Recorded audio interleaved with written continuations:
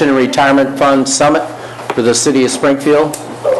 And just give a brief overview. The reason for this is, I should give him kudos. He's been a constant bearer of beating the drum, and that's Alderman McMinimum talking about the unfunded liability. But that's something that Mayor Davlin, my predecessor, thought enough of to have a blue ribbon panel to take a look at not only the funding liability with regards to that, but also capital improvement projects for the City of Springfield.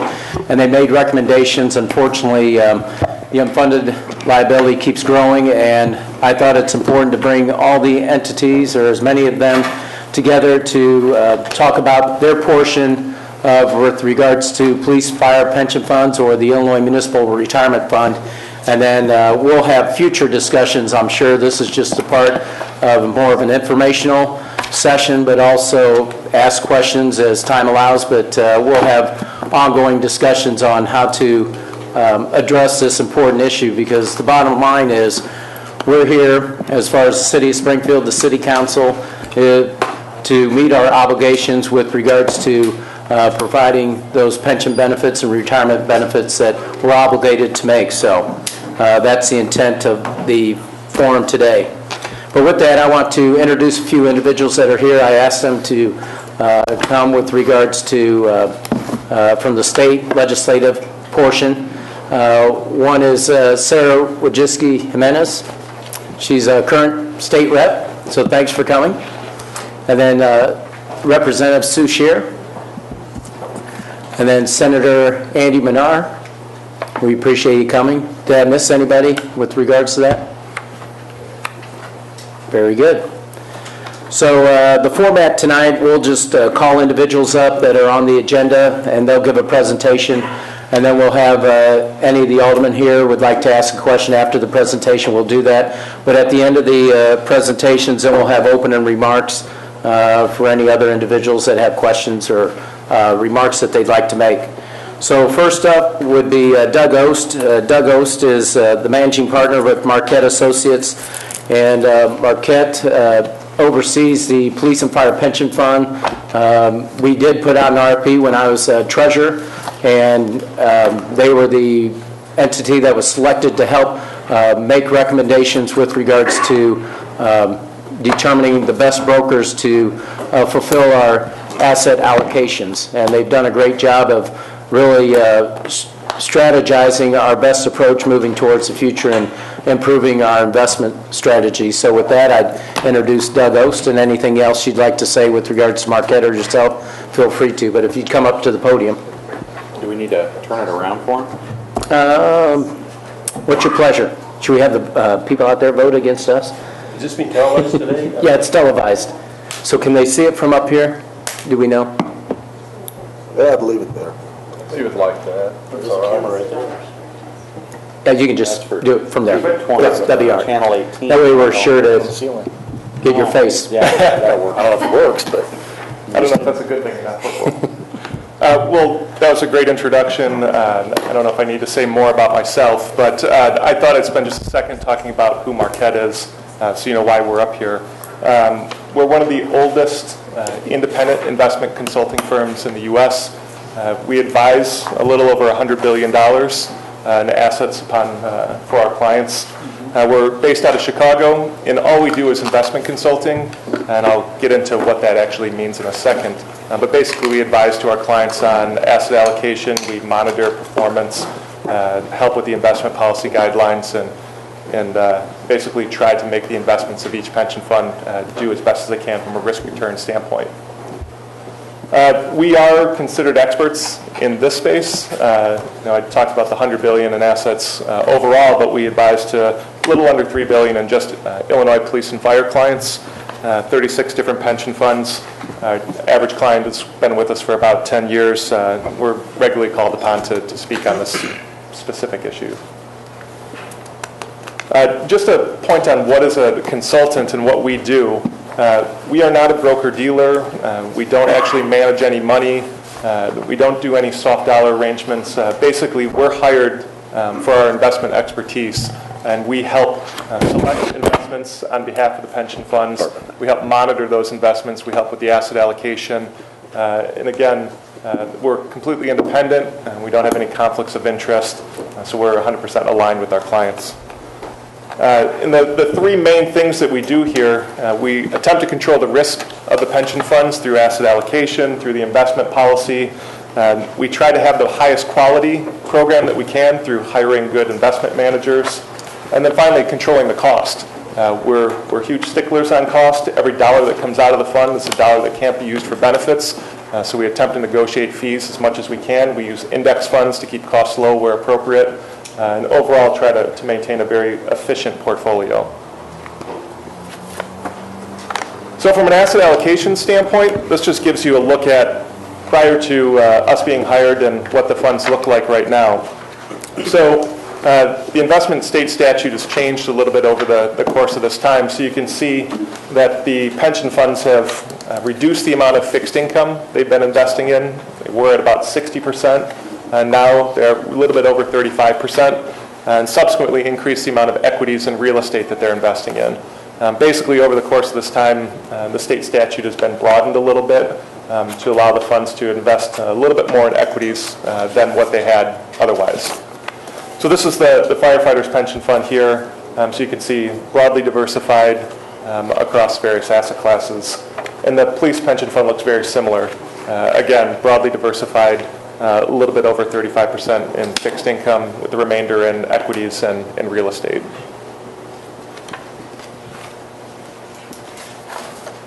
From a performance standpoint, over the last 5 years since Marquette's been retained, you can see the funds have grown pretty substantially. A lot of this is benefit of a very strong equity market over the last 5 years.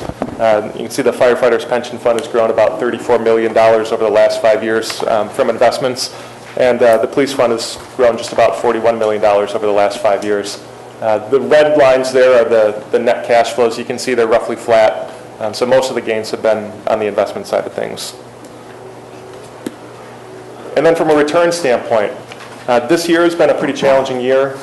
From a return standpoint, the equity markets have obviously gone through a fairly large correction this year. But you can see here the year-to-date numbers. The red line here is the firefighters pension fund. The blue line is the police pension fund. The gold line there is the world equity markets. And then the gray line is the bond market. So you can see this year so far the equity markets are negative. Both the police and the fire funds are outperforming both the bond market and the equity market. A lot of that is due to the real estate that I talked about earlier. Since it was added, the real estate that both funds are invested in have been actually the best performing asset class of both pension funds. But you can see for the year, both funds are a little shy of 2% for the year. Again, if you look at the equity markets, they're roughly flat, and the fixed income markets are up about 2%. So it's been a fairly challenging year. If you look out over the longer time frame, you can see over the last 3 years, much higher returns. Again, a lot of that driven from the strong equity returns over the last few years. And then further out, you can see over the last 10 years, equity markets have been up about 5.7%. Fixed income markets were up about 4.7%. And both pension funds were actually a little bit higher than both of those. A lot of that from the diversification I was talking about earlier. So that was my quick overview. I thought I would stop here and see if there were any questions on asset allocation or returns. Alderman Tyler? Well, I guess my two questions are centered around the investment portion of what the city is putting in. And I think that among the things that we've discussed repeatedly during my tenure as an alderman has been the percentage that we should be putting in, what's coming in from the actuaries, the percentages that are being recommended, and then the investment. When we're looking at the long-term goal of being flush by a certain date or meeting our margins as we go, are we meeting our current investment needs to get for the next 10, 15, 20, 25 years? Sure. So from a contribution standpoint, I would save that question for the actuary. We don't really do much on the actuarial You just side handle of it. the investments. We just handle the investments. So right now, though, as you can see on there, we had what led us to where we are. We did have a major dip somewhere in the middle of between the 5 and probably the 15. Yep. And it recovered, at the 3-year mark, and now we're down again, but you're still showing good investment returns. Yeah, I mean, from a return standpoint, I mean, both of the pension funds are doing well relative to the broad equity markets, relative to their benchmarks. You know, they're keeping their costs low. You know, we're doing the right things, indexing where appropriate, diversifying into real estate, which has been a great addition to both funds. But you can see the big hindrance here has been fixed income. The state statute requires that at least 35% of both funds are invested in high-quality fixed income. And over the last 3 years, fixed income has returned 1.7%. Yeah, if you can get 3% out of fixed income, you're doing great. Yeah. So, yeah, that would be, I like the fact that when you look at the breakdown on the pie chart, that you've taken it from 5 years ago where we were at 60% or higher on fixed income, and now we're 36 to 38. That's a lot better from an investment standpoint as long as the market's not volatile. And that's the thing that we've been keeping an eye on is if you look at the volatility of the fund pre the change and post change, the volatility really hasn't changed. And a lot of that is from diversification into real estate and some of the other assets. Right, and then if there are signs that people are starting to head toward a bear market again, you guys jump back into the fixed income to try to survive the curve. Yeah, we'll be making recommendations to change in fact. All right, thank you. Doug, thanks for your presentation. That slide 11 is really helpful. Why? Because it shows the 10-year average rate of return for both police and fire, and it's roughly 5.8%. And so that's what we've actually received as a rate of return. And our problem, and this was identified back in 2007, is that our problem is that each year when we calculate what we should put into the pension funds, we assume that we're going to get a much higher rate of return. And we've basically been at 7.5% as our assumption for these many years. And so we contribute less than we would need to if we set our rate of return at a lower realistic level. And in 2007, the Blue Ribbon Committee identified that as the single most important factor for falling behind in our funding of our pensions, is that we had an unrealistic rate of return projection. So that's history. Now, let's look forward to the next 5 years. What do you think is a realistic rate of return for the next 5 years, blending our fixed income and our equity investments? Sure. So the big challenge here is the fixed income markets, as I was just discussing. You know, if you look at the last 5 years, you've had about 3%. Looking over the next 5 years, we're projecting in the 2.5% range to 3% range.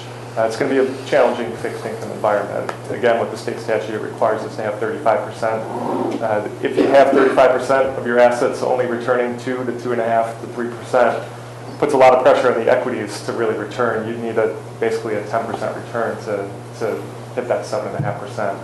I think over the next 5 years, the probability of achieving 7.5 aren't that high. You know, when we run a study, typically we look 10 years, but if you looked at the next 5 years, you might be looking at maybe a 6.5 type of number.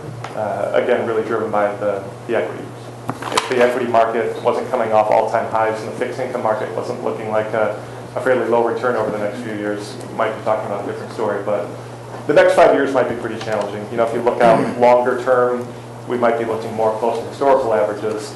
But if the question is over the next few years, it's probably going to be a little bit lower. Okay, well, I'm just going to make a brief comment. I was an alderman for about 6 months when I talked with Mr. Senator Goldstein, who is here today, and he explained to me that for every percent of rate of return adjustment that you make, if you move what you expect your rate of return to be from 7.5% down to 6.5%, that involves a 25% increase in the employer-required contribution. And that's what really shook me up 4 years ago when I learned that ramification of a more realistic projection of your rate of return. And that's when I understood that we were really financing our operations out of underfunding our pensions. And that practice has got to stop, and we have to have realistic rate of return projections and base our calculations on that. So that's my comment. Thank you, Mayor, and thank you, Doug, for being here today. If you had to give a recommendation on what we or the state folks could do to help us with the pensions, with the investments, what recommendation would you have? Sure. With larger funds like yours, the big thing that, if you look at the difference between your fund and some of the other larger public funds, is really what you're able to invest in. So I would say you're fortunate enough to have experts to help you out with that. I know a lot of the other downstate funds that are smaller don't have that opportunity, but broadening the investment authority would help a little bit.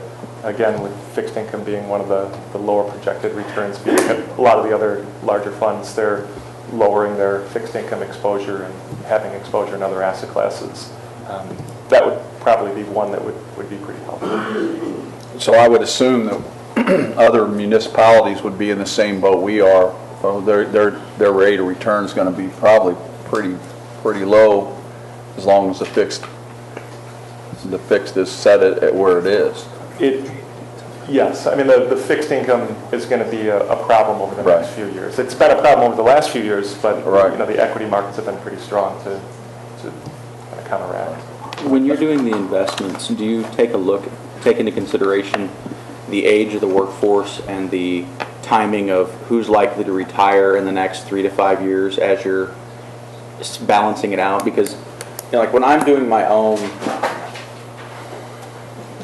401k, retirement, for comp, usually the higher the bonds or the fixed assets, they would classify that as more of a conservative approach or a treading water to get to the retirement, because you don't want to lose your nest egg over a volatile market, whereas a growth would be more of the aggressive investment. If we had a higher number of people who were getting ready to retire and a smaller number of people who were contributing in, I could understand having a treading water approach, because we know we have this many people toward the finish line.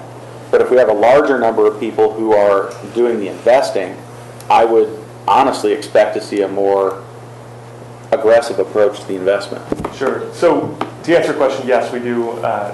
We get a projection going forward of the net cash flows, which take into account the ins and outs, who's going to be projected to retire and who's not. And then we work that into our asset allocation study. So to answer your question, yes, we can take that into account. All right. Thank you. Alderman Donlin? Doug, just a quick question. You mentioned, I believe, that 35% of the fixed assets must be, 35% of the portfolio must be invested in fixed assets. Yep. When did that change, and what was it before? Sure. So it actually used to be much higher. Up until, I believe, 98, it was 10% of the assets that could be in the equity market. Then that changed, and you've basically seen it go from that 10% up to 35 to 45 to 55, and now we're at 65% in non-fixed assets. So you've seen it gradually change over the last several years. But between 2010 and 2015, it's changed again. It has. You've seen it ratchet up. So it's much more flexible now than we had before. Okay. Thank you. One question I have with regards to the asset allocation. When the economy crashed, I think in '08, somewhere around there, I don't think we saw the greatest loss, because we did have the majority of our funds in fixed income. So I guess what would you suggest or recommend with regards to the state legislature? They impact our ability to invest. It's passed through the legislature. Should that be something that's visited like on a 5-year period, 10-year period on the asset allocation, or should it just be across the board, here's what it is up into eternity, or what's the best approach? It's a very good point. If you think back to when the equities were allowed to be expanded, it was basically almost at the height of the tech bubble. So it didn't mean you should jump right into the equity market just because you could. The risk definitely has to take a place in that discussion. But from an asset allocation standpoint, we would take into account all the downside risk scenarios of what the potential drawdowns could be if we were to have another 2007, 2008 type of scenario. But from an asset allocation standpoint, given a certain asset level and given the expertise of the advisors on the fund, I think they would be able to take that into account, where they would know whether or not to take the risk or not to take the risk. So do you think the current percentage makeup, the 35%, and is that the correct amount, or do you think it should be adjusted, or just? If looking at what a lot of other public pension funds are doing right now, I would say that 35% is a little high. I think if you look across the state and across the country, you would see most public pension funds in the 25 to 30% range. What percent, I'm sorry? 25 to 30% is probably what the typical fund is at. And what kind of additional rate of return impact could you see from an adjustment to 25%? Sure. I mean, if you're projecting out over the next 10 years. Yeah. With the idea that over the next 5 years, you're looking at 2.5% return on the fixed income, how much more flexibility does that extra 10% give you? Yeah, I mean, it's not going to be 5% extra, but right, but it could make a percentage point difference in the rate of return. Depending on the other assets. Right. Any other questions? Anybody want to ask what? Doug has to leave, so any questions from the audience? Very good. Thanks, Doug. Appreciate it. Thanks, Doug. Next, we have Director William McCarty, OPM Director, and he's going to give a presentation on the fund history and forecast with regard to the City of Springfield. If you could use the mic as much as possible. Right. Thank you. We'll see how that goes. Well, good evening, everyone. I'm used to doing this backwards, so this could be a little clunky, but we'll make it work out without being able to see the screens. Turn that screen around. So I can see it enough, I think, as long as I can kind of see the slide that's up there and make sure I don't push the button. Well, if that one was on, it'd be easier. Yeah, it's not. There you go. That's fine. That's a command decision there, I right? can see it fine. Yeah, that's great. Thanks. Thank you, Vanna. Appreciate it, Rob. Thank you, Rob. Really? Doug doesn't get an applause and that does? Anyway, good evening, everybody. The mayor asked me to come and to rehash the presentation that I gave a couple of years ago. And I'm going to start out with just a little general background about pensions within the state and some of the reform that the state went through with Tier 2 in 2011. And then I'm going to get into some history with regards to the city of Springfield. So we are getting to a point, we have actually arrived at that point, and we continue to be at that point and will continue in the future to be in somewhat of a conundrum here in the city. And I say that because the city is here to provide services to the 117,000 people that live here. And to do that, we have a lot of employees dedicated to providing those services. Those employees receive benefits. We are now getting to the point where the benefits, the cost of those benefits, is starting to jeopardize the very services that we're providing. Case in point, in 2008 we had 280 authorized police officers. Today we have 249, simply because we cannot afford to enhance those services. And that is something that is playing out over and over and over again across all of our city departments. The biggest benefit of which are city pensions. So a little background that I promised. The city participates in 3 different pensions systems. We have the downstate police, we have the downstate fire, and then we have IMRF, of course, all governed by Articles 3, 4, and 7. There are approximately 650, I believe 657 to be exact, downstate police and fire pensions. And in 2011, as I alluded to earlier, there was a change. A Tier 2 system was put in place to help with the ongoing costs of pensions across governments up and down the state.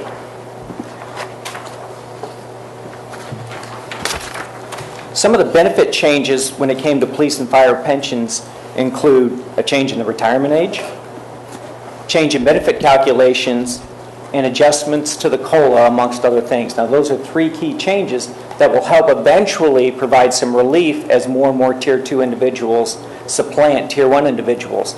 But that is going to happen down the road. That is not happening right now, at least not to a material effect. So it's something we're going to have to wait and see, and the question becomes, how do we cope in the interim? There were also, with Tier 2, some changes in the actual funding of them.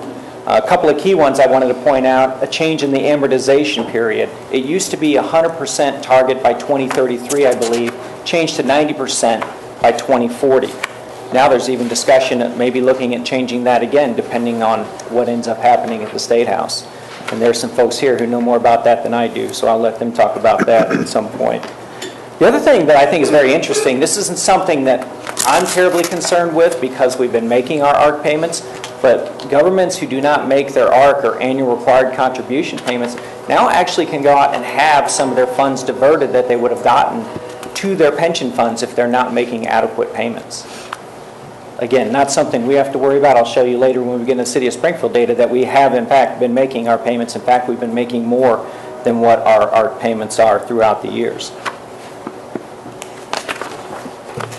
When it comes to doing our pensions, this is something Senator Goldstein, who is our actuary, is here. He's going to be speaking, so I won't dwell too much on this. But there are a variety of factors, as you all might imagine, when you look at calculating the pension costs for the city. You look at salary increases. You look at longevity projections. You look at assumed rate of return, investment rate of return. There are a lot of things that go into calculating what the city's obligations are going to be, what the unfunded liability is, and that's the reason that we hire professionals to do it. And quickly, I'll just go over this. IMRF also has a Tier 2 system in place now, and there were a lot of benefit changes that went into place at the time. The vesting time period changed, the retirement age changed, benefit calculations changed, and a variety of other factors, as you can see there. Now on to the City of Springfield. I want to start out by showing you this chart. It's a little busy, but the main point here is while our head count, our employee base, has been stable or declining, our pension obligations for both police and fire and IMRF are going up substantially and have been. And that are the black and the green lines, whereas the red and the blue are our head count. And I talked about a little earlier how we're beginning to expend more and more resources towards paying for these benefits. Here's an example of that. For those of you who can't see, I'll try to explain it here. But what I've shown you is the contribution, the pension contribution per employee under the different systems that we have. So per firefighter, sworn firefighter, we're contributing approximately $43,000 to pension in a given year. For police, it's $31,000, and for IMRF, it's $11,000 per. That works out to approximately 58% of a firefighter's salary goes to paying for pensions in a year. 48% for a police officer, and roughly 16% for a non-police or firefighter individual, an IMRF individual. Those are some substantial numbers that have been going up year after year after year. And I know a lot of people in this room know this already. So I'm not telling you something that you haven't heard before. I know my predecessor's back there, and he certainly knows this very, very well. We've talked about property taxes here in the City of Springfield, and the fact that we're very proud of the fact that the rate hasn't gone up since roughly 1984.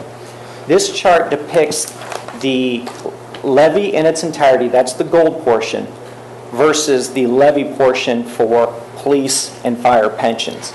As you can see, in the past, there was quite a bit of room to do some other things, but over time, police and fire pensions have begun to crowd out the other things.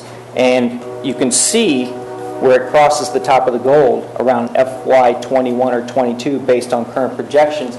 That is when police and fire pension obligations will exceed expected property taxes.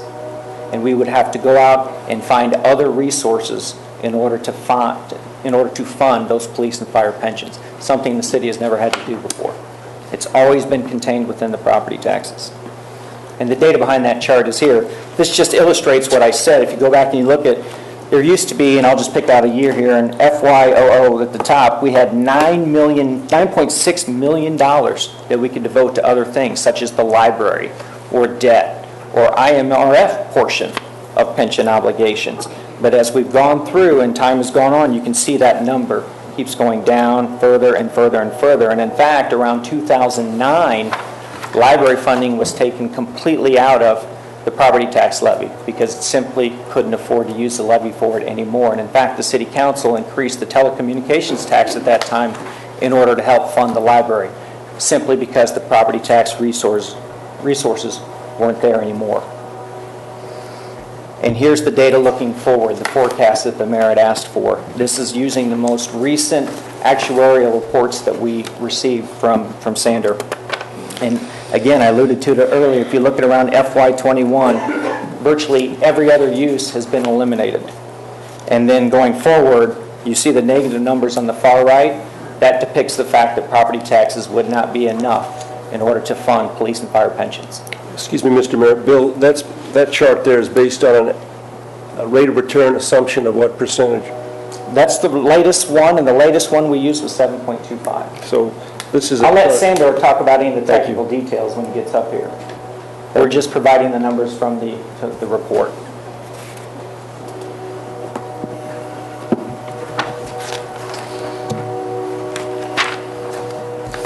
This chart simply depicts the differential between the increase in employee contributions versus city contributions. The employee contributions are a set rate set by the state.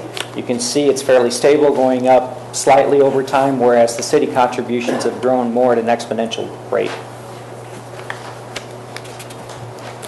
This chart's in here because I want to illustrate something. There are some folks who have been concerned in the past that the pension funds are going to go broke, that they're on the verge of not being able to fund retiree pensions.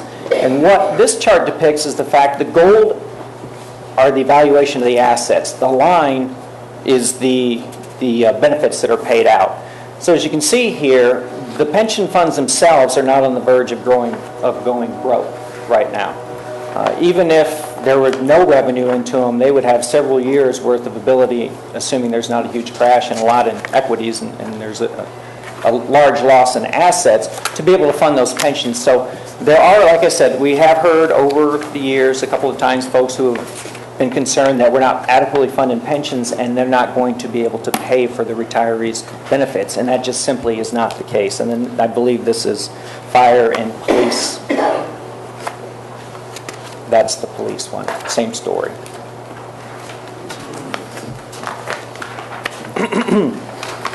I spoke earlier about the fact that it's another misunderstanding that is out there. There are those who have in the past said the city has not been making its ARP payments, its required contributions, that the city has at times taken pension holidays. This simply shows you the history and shows you that, in fact, over the years since 1989, the city has put in an additional $1.5 million in the fire pension fund over the ARC payments. In police, that number is $1.2 million. So the city has not been taking pension holidays. There were a couple of years in the early 90s when it was maybe a couple $100,000 or something like that, but it was quickly made up in subsequent years. And now, as you can see, we put more in than what even was required through the ARC. And in fact, I know several of the aldermen up here were part of the fact that we put in an extra $1 million in 2013, FY 2013, and then put another $1 million in last year in FY 15 alone. Again, recognizing that there's an issue. This is a comparison to what we've put in versus what the Department of Insurance has recommended over the last few years. Again, it's a similar story. We have been putting more money into the pension funds than that which was recommended by the Department of Insurance. However, even with all of the things that we've done and the additional funding that we've done and the reductions or stabilization of headcount, we continue to see unfunded liability go up. We continue to see percentages of 90.6% in 1995 down to 47% now in fire. In similar situations, 78.5% in 95 for police, down to 55% now. It is a growing issue.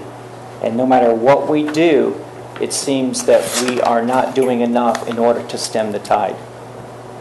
The unfunded liability and the associated percentages keep growing.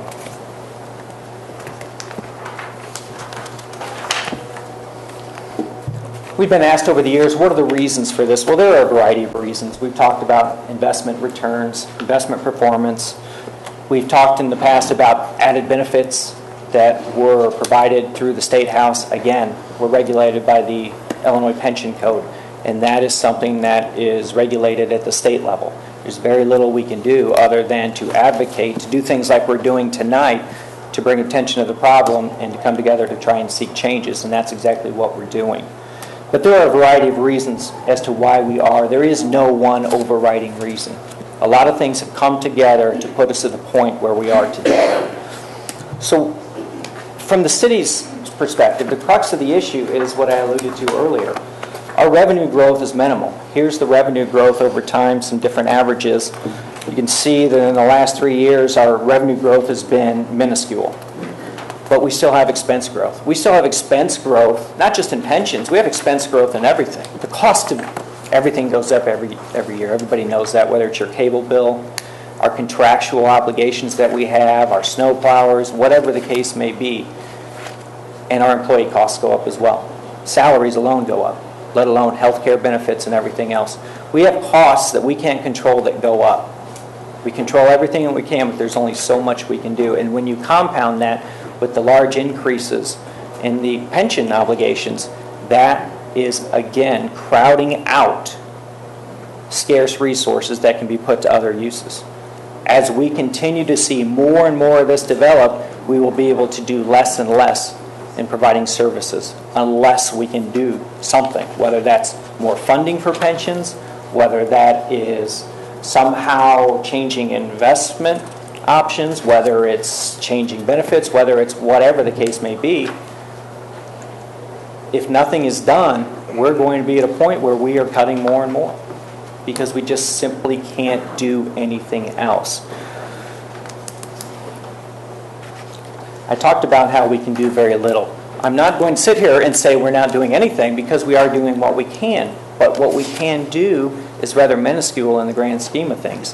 We can keep headcount down. If you go back and look at our headcount history, and you'll be seeing that when we roll out the budget in a couple of weeks, it's down. It's down hundreds of individuals from just a few years ago. I talked about police, down from 280 to 249. We're keeping headcount down because we have to. Not necessarily because we want to, but because we have to. We're forced to. We cannot enhance our services when we're putting more and more money to benefits such as pension, health care, etc. It's just not possible. The only way to do it is to enhance our revenue resources, i.e. increase taxes or fees. And we're not there. It's not right now. So the point is that as we go through this, what we can do, keep headcount down. Our collective bargaining, we're working to tie increases to CPI. We've been very successful at that. Most of our 23 contracts are tied to the CPI. That makes sense in the macroeconomic environment that we find ourselves in today. There is a lot of uncertainty, a lot of volatility out there. In fact, I think today, I was just having a discussion with somebody earlier, I think the feds were talking about raising the rates today. I don't know if they did. I haven't checked the news this afternoon. That could throw the markets in turmoil tomorrow. I'm interested to see what happens. There is a lot of unknowns right now. And because of that, we have to be extremely careful about when we go into these collective bargaining negotiations and when we're granting employee wages, not just for union individuals, but non-union as well. We're all in the same boat. So we're very careful. We tie things to the CPI, and that helps a lot. Again, salaries go into future obligations. We're having this summit. We continue to advocate. The city's been advocating for a long time about, the mayor alluded to, Mayor Davlin started raising this issue years ago and advocating years ago. The city has continued to do that ever since. Mayor Langfelder is continuing that tradition with doing things such as this summit. Those are the little things that we can do. But beyond that, again, most of it is at the State House level.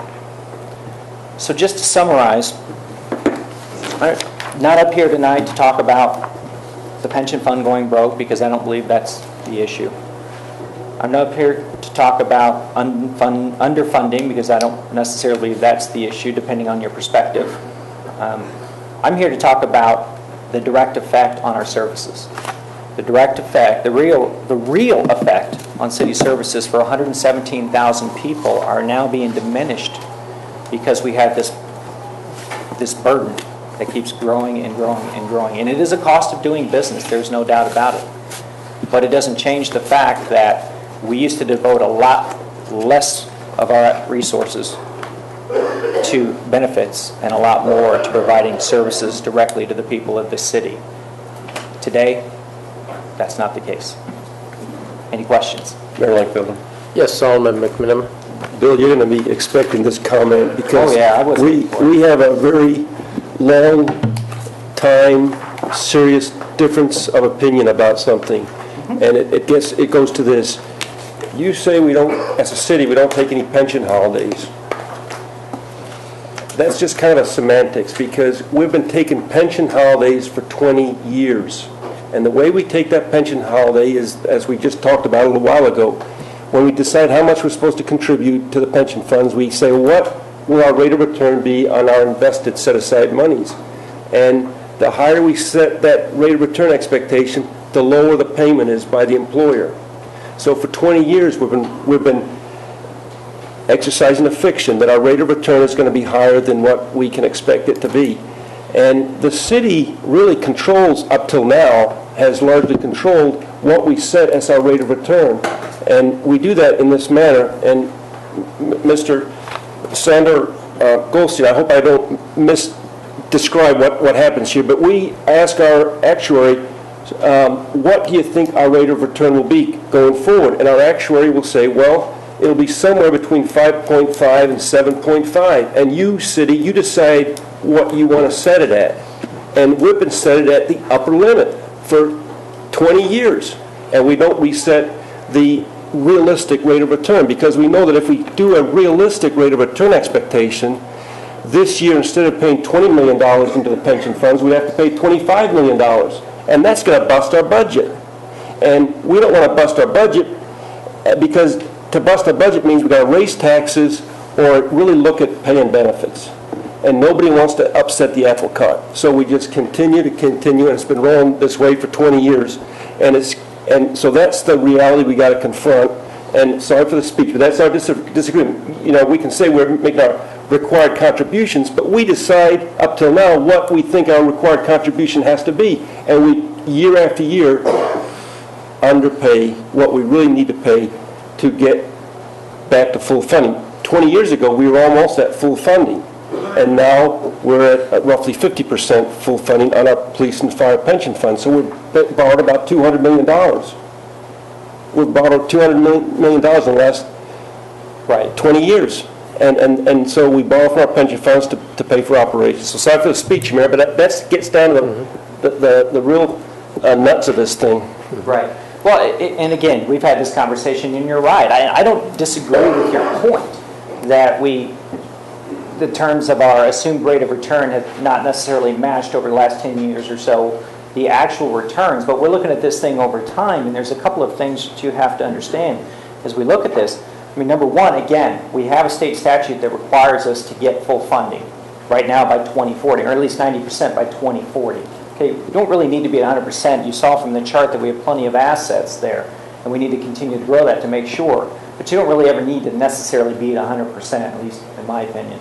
So, and apparently that's shared by the legislature who wants to get to 90%. We have until 2040 to do it. And the ARP payments that we pay are going to get us there over time. It's sort of like, I think when we had this conversation before, I likened it to, say, a mortgage, maybe a variable rate mortgage in this particular case, but a mortgage nonetheless, where we don't necessarily have the wherewithal to go out and to pay off all of this debt all at once, not without selling our cars and our house and everything else that we've got. Again, the whole point of this conversation that I'm here to talk about is how we're crowding out city services by putting more and more money into the pensions. And we're doing that just with the ARCs as they are. If we lower the assumed rate of return, you're absolutely right. You are going to have to increase taxes.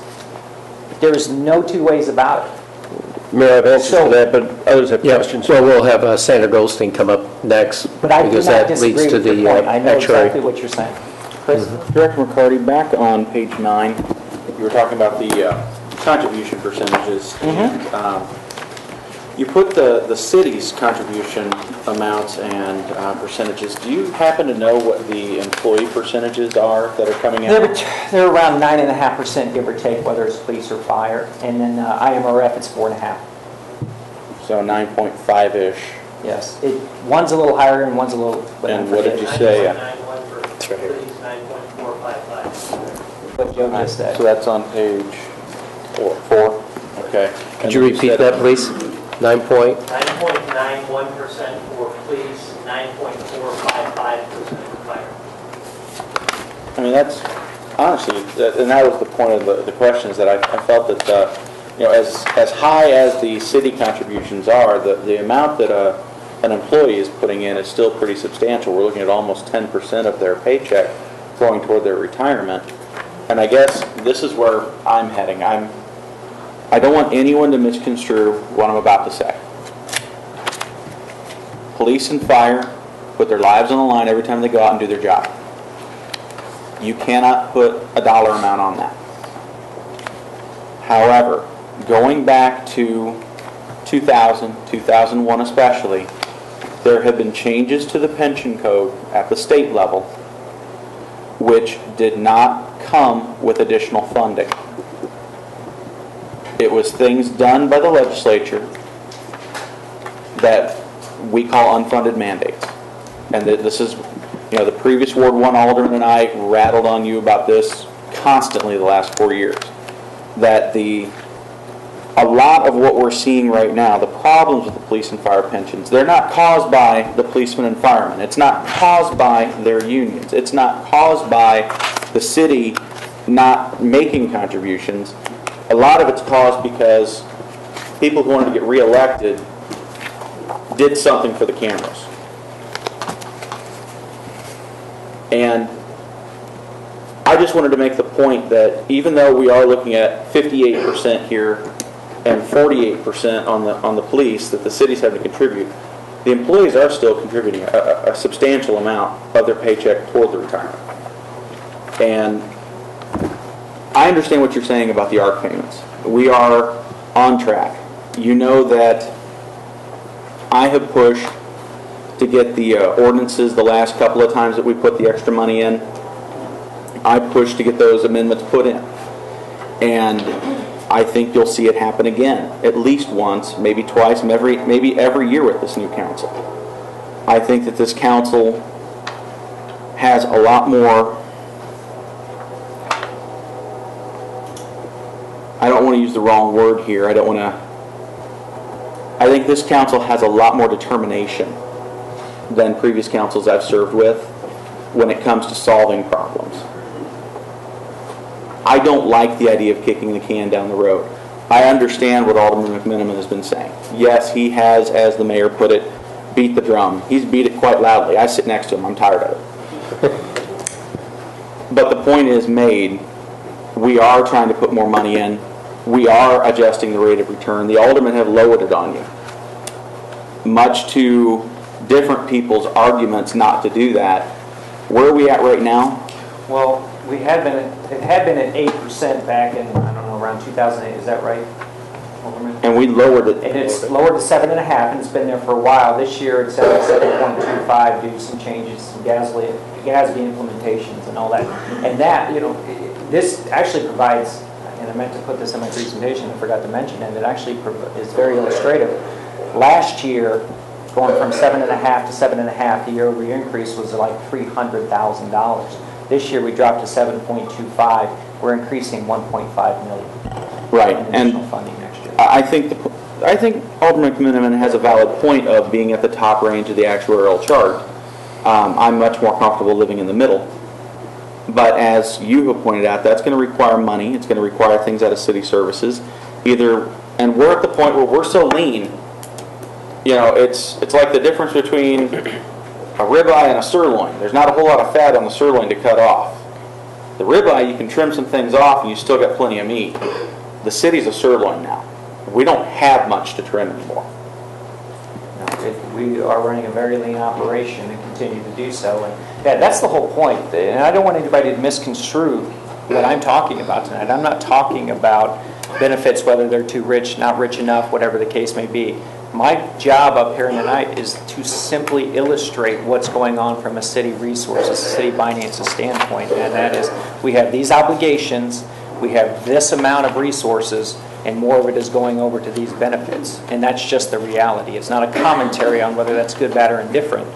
It's just, it is bad from the standpoint of, obviously, that we don't have enough resources to necessarily maintain the services that we have, absent drastic change in the economy or some other change.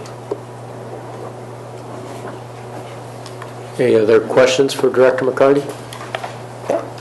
Yes, Senator Menard. Mayor, just to respond to Alderman Tyler's point, I just leaned over and asked Joe because I don't recall having been asked to vote on a change benefit in the legislature in my, I guess, going on 3 years. Probably not in the last 5, Senator. I think it was 6, and it was 2009. So I just want to make sure that all parties here understand. Yeah, all the reps here were not present. Wasn't Those it votes talking took place. present company and You meant to say present company excluded, Senator. But, you know, there's Right. folks that represent this Right. great city today didn't represent it during the decades of both underfunding on the state level and, you know, pushing off those benefits on the state level.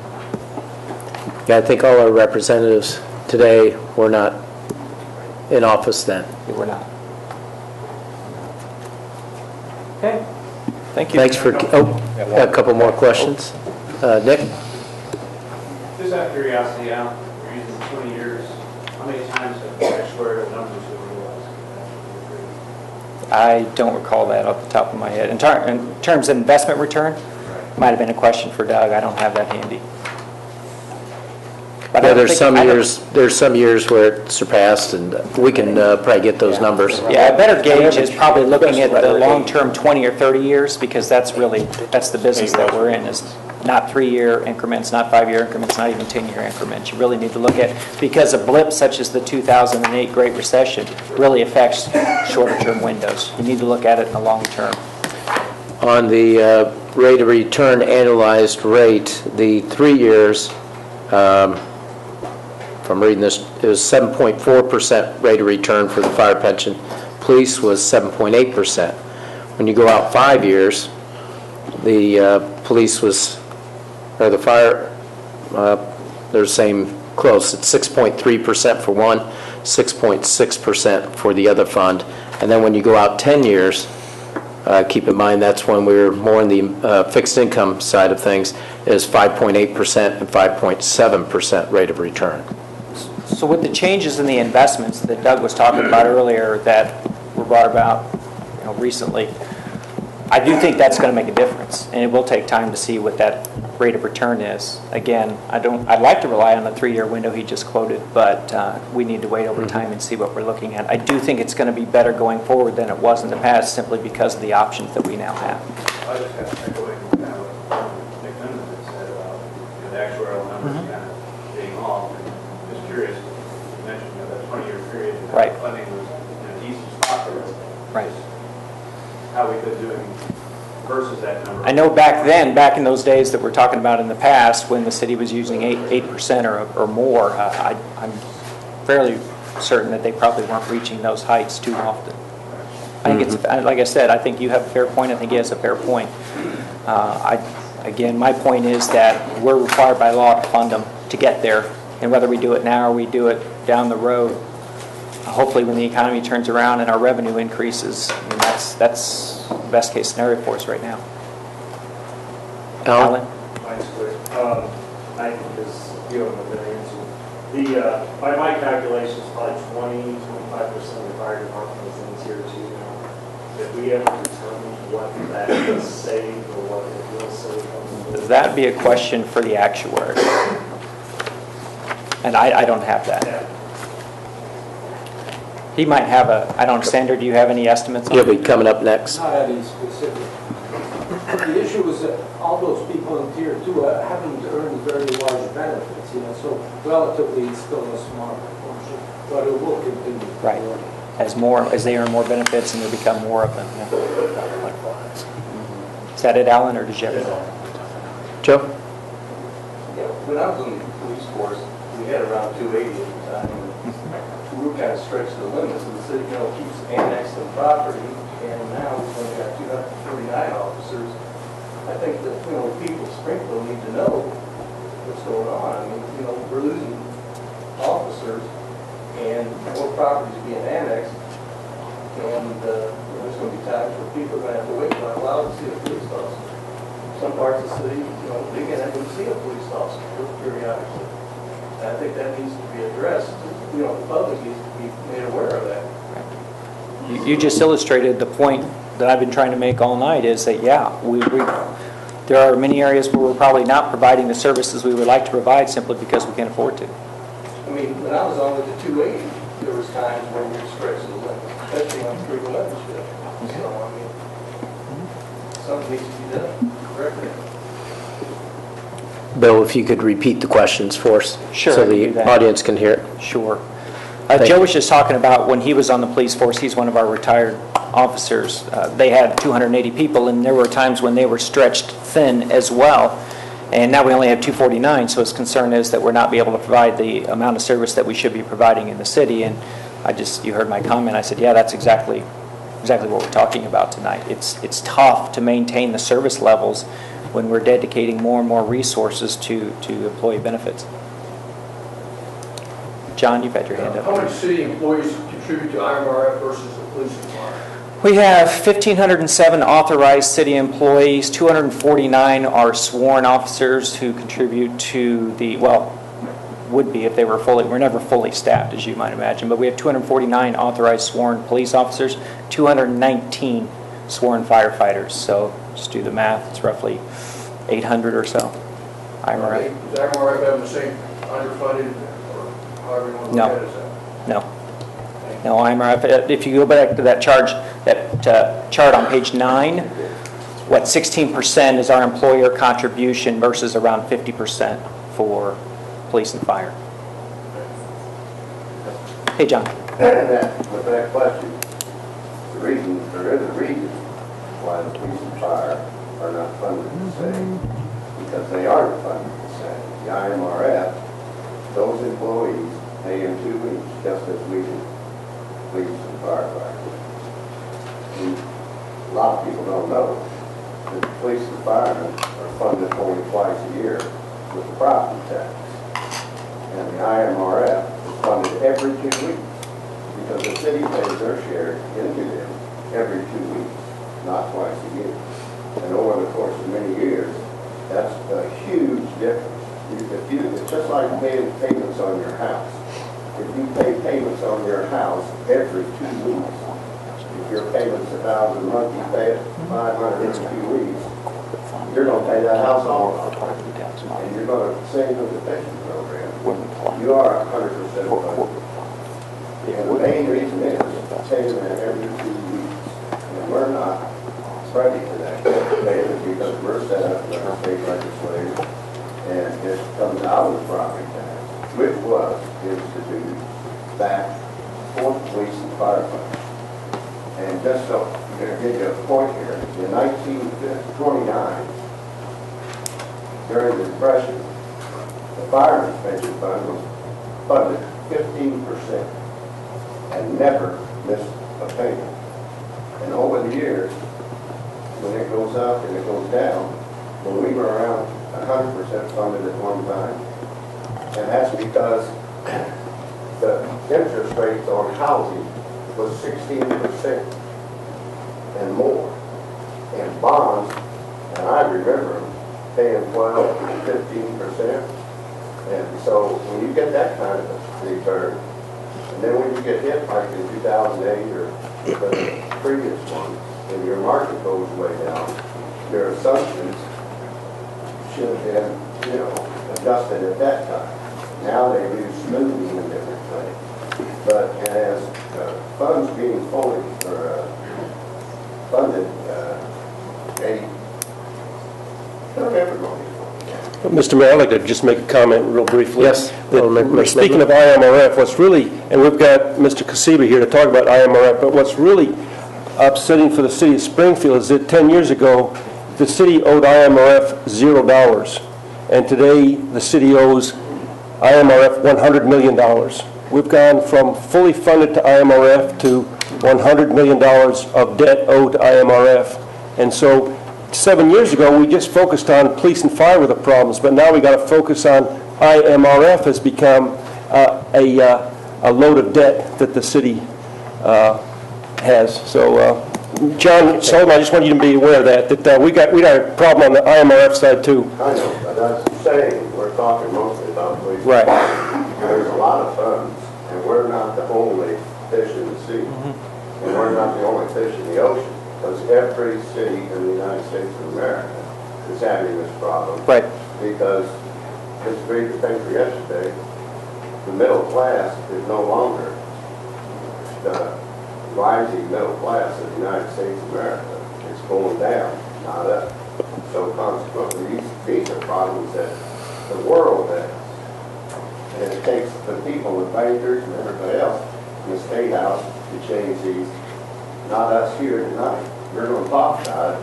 You're not going to change it until the senator and the people over there, and you're not going to do that until you have a state constitution change for the amendment. As it stands now, none of these benefits can be diminished.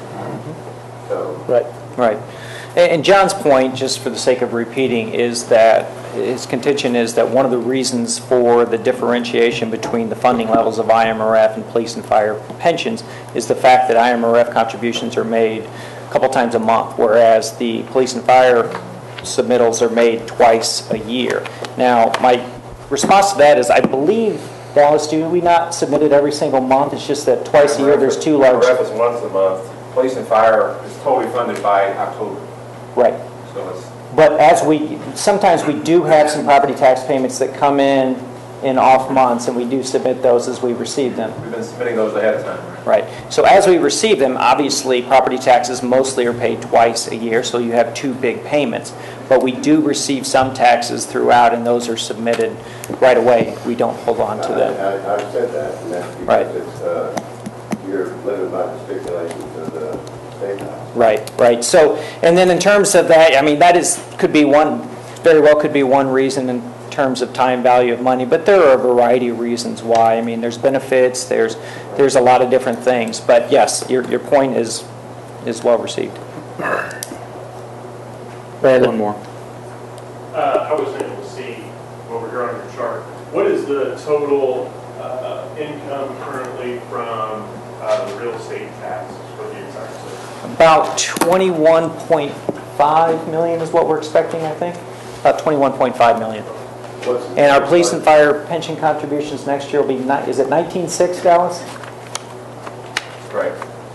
That's About 19.6. total receipts on all property taxes. That's not just the municipal portion? No. That's just the municipal portion. We're only talking about the municipal portion. I'm not talking about the schools. I'm not talking about the park district. I'm talking about the city portion. Yeah, when you get your property tax bill, for those of you that are in the city, you'll see that there's a municipal portion that's 0.9385 cents. That's what I'm talking about. I'm not talking about the full $7 or $8, whatever it is. That's all the city receives. That's all the city receives, period? Period. Right. The property taxes. For that tax. Doug? I'm just kind of curious, and I'd like to do this follow-up. First, I never thought I'd agree with the alderman up here, Joe. I'm jaw-dropped. Please tell me the God's honest truth. That's what's happened over the last 20, 25 years. Next thing is, when is the last time that our property tax multiplier has changed? When was the last time that multiplier has changed? And I say that very loosely in a room full of politicians that got to run for office and don't want to raise tax increases. But if we're really trying to address this, when was the last time that tax multiplier has been changed? The last time the city's portion was changed was 1984. Well, technically, we technically. spun off a portion of it for the park district when it left the city. But the last time a municipal increase happened would be 1984. Okay, and so I'm just trying to make sure I get it in my head, because I get things jumbled up every once in a while. So if we haven't addressed this since 1984, and we continue to run for office under the guise that we don't want to raise taxes, maybe it's time, since 1984, that we look at this particular portion and we address that. Now, the other one was in regards to the actuarials. Who hires actuarialists to come in here and say what that figure is? Well, the Department of Insurance has their own, and I showed you a chart that compared what our actuary that we hire provided to us versus what they provided through their own actuary, and ours was actually higher over the last 3 years of looking at it. So we hire it, to answer your question. And I'm sure Mr. Zirkle will appreciate this. I come to Mr. Zirkle and I say, I'd like to hire you, and I need an opinion from you. And I pay him for that opinion. And I totally disregard what his opinion is. And I decide I'm only going to pay X amount of dollars versus the amount of money that the actuarialist is saying that is necessary. Then the responsibility has to go to those who are making that decision, most certainly not to the employee who is making their full contribution. There are police officers who are retired in here, there's firefighters that are retired in here. I have to ask you, since when have they not paid their full contribution as required by law? And they don't have the ability to say yes or no. It comes out before they even see their paycheck. I'm just asking, if we're going to use an actuarialist, we're going to spend city tax dollars for that actuarialist, and then totally disregard them because politically it's not beneficial for us, or we want to manipulate that surplus money and fill a hole over here that we're not budgeted for. That's a good point. That's a good lead into our next presenter. So we'll have Sandra Goldstein come up and answer that question with regards to actuarial analysis. And Sandra Goldstein, as was stated, is hired by the City of Springfield. And one thing I should say, when I was on the Springfield Fire Pension Board, we did hire an actuary. The pension board did. And I believe John Sullivan probably could, I think it was like 1/4% differential on the actual rate of return that the one that we hired as the pension board of trustees came up with in comparison to Sandra Goldstein. Okay, thank you. I've been doing the actual evaluations for the police and fire funds since 1987, and in fact, the Springfield Police and Fire Funds were the first ones, municipal funds, I did valuations for. So it's a bit of a coincidence because I'm actually retiring at the end of this year, so you're also the last of the funds that I'm working on. But Director McCarty presented all the actual numbers from the valuation, so I'm not going to spend a lot of time going over the numbers, but rather just talking a little bit about the concepts, outlining what's involved in doing the valuations and what's behind it. I'll talk a little bit about this year's valuations, but basically, why do we even do actuarial valuations? You could just go and estimate how much you need to pay in pensions and pay that and not really worry about valuations. There are some good reasons for not doing that, and I'll just quickly mention what those are. The first one is this concept of current payment for current services. If you have police and firefighters that put in service and earn some pensions this year, you should be funding those pensions now rather than just defer them to future generations. So that's an important reason. The other one is that it does provide greater security for employees to know that the money's been set aside in a pension fund and that you're not relying on future generations. So for these reasons, most municipalities do use actuarial funding rather than this pay-as-you-go method. So as far as actuarial funding methods, just a little bit about what they involve. They basically involve setting aside money during the working career of employees, setting it aside each year, so by the time the employee retires, the money's in the pension fund to pay all future benefits. So it may seem like a simple concept, but there are various actuarial terms that come up when you use this method, and I'll just quickly outline a few of them. The most important one is what you call the actuarial liability. And that's basically the liability today for all the benefits that have already been earned by members, both by retirees who've earned all their members, all their pensions, and for active employees for the portion of their pension that they've already earned. So all of that is called the actuarial liability. Then you have the actuarial value of assets, the assets that have actually been set aside. And the difference between those two amounts is what's called the unfunded liability, the part of the liability that has not yet been funded. I just want to talk a little bit about why almost all funds have some unfunded liability, and a little bit about the reasons for that. Just because there is an unfunded liability doesn't necessarily mean that the employer hasn't been put in the required amounts each year. There are various other reasons for that, and some of them have already been mentioned. One is benefit increases that have been enacted over the years. Even if anything, any benefits have been enacted over the last 30 years, they haven't yet all been funded, and there have been a number of benefit increases, not recently, but there a number of years ago the benefit formula was increased, and then there was a 50% survivor benefit. So these do add to the liabilities. They will eventually be funded, but not necessarily immediately. The other important reason is when experience is less favorable than what the actuary assumes.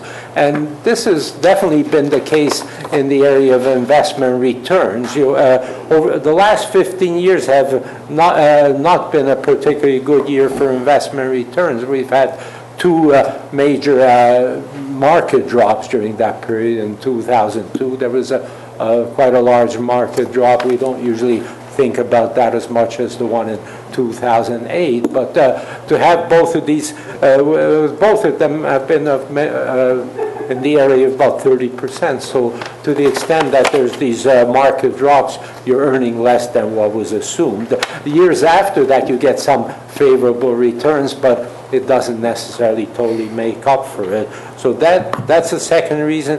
And then the third one is where employer contributions are less than an amount called normal cost plus interest on the unfunded liability. That's a technical term, but that's the amount you would need to contribute to keep the unfunded liability constant. If you contribute less than that, the unfunded liability will increase. And I'll talk about this in a minute, but under the current funding method, even though the employer is meeting the state requirements, in the early years it's still not enough to keep the unfunded liability from increasing. So these are all reasons why the unfunded liability has increased over the last 15 years. So basically, when we do an actuarial evaluation, you get two sets of results that come out of it. The first one tells you how well are you funded currently, and that's all based on just looking at the current actuarial liability, current assets. But the other, and maybe the more important part of it, is where you determine the employer contribution for future years. And this is done by both looking at the current cost of benefits, something you call the normal cost, but then also doing something about the unfunded liability, paying that off over some period.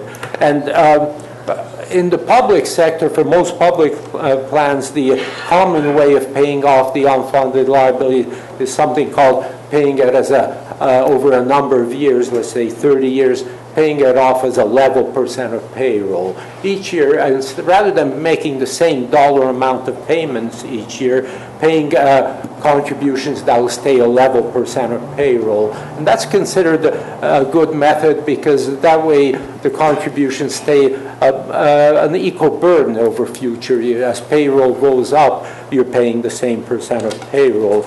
The only problem with that is that payroll is expected to increase over future years as employees get salary increases.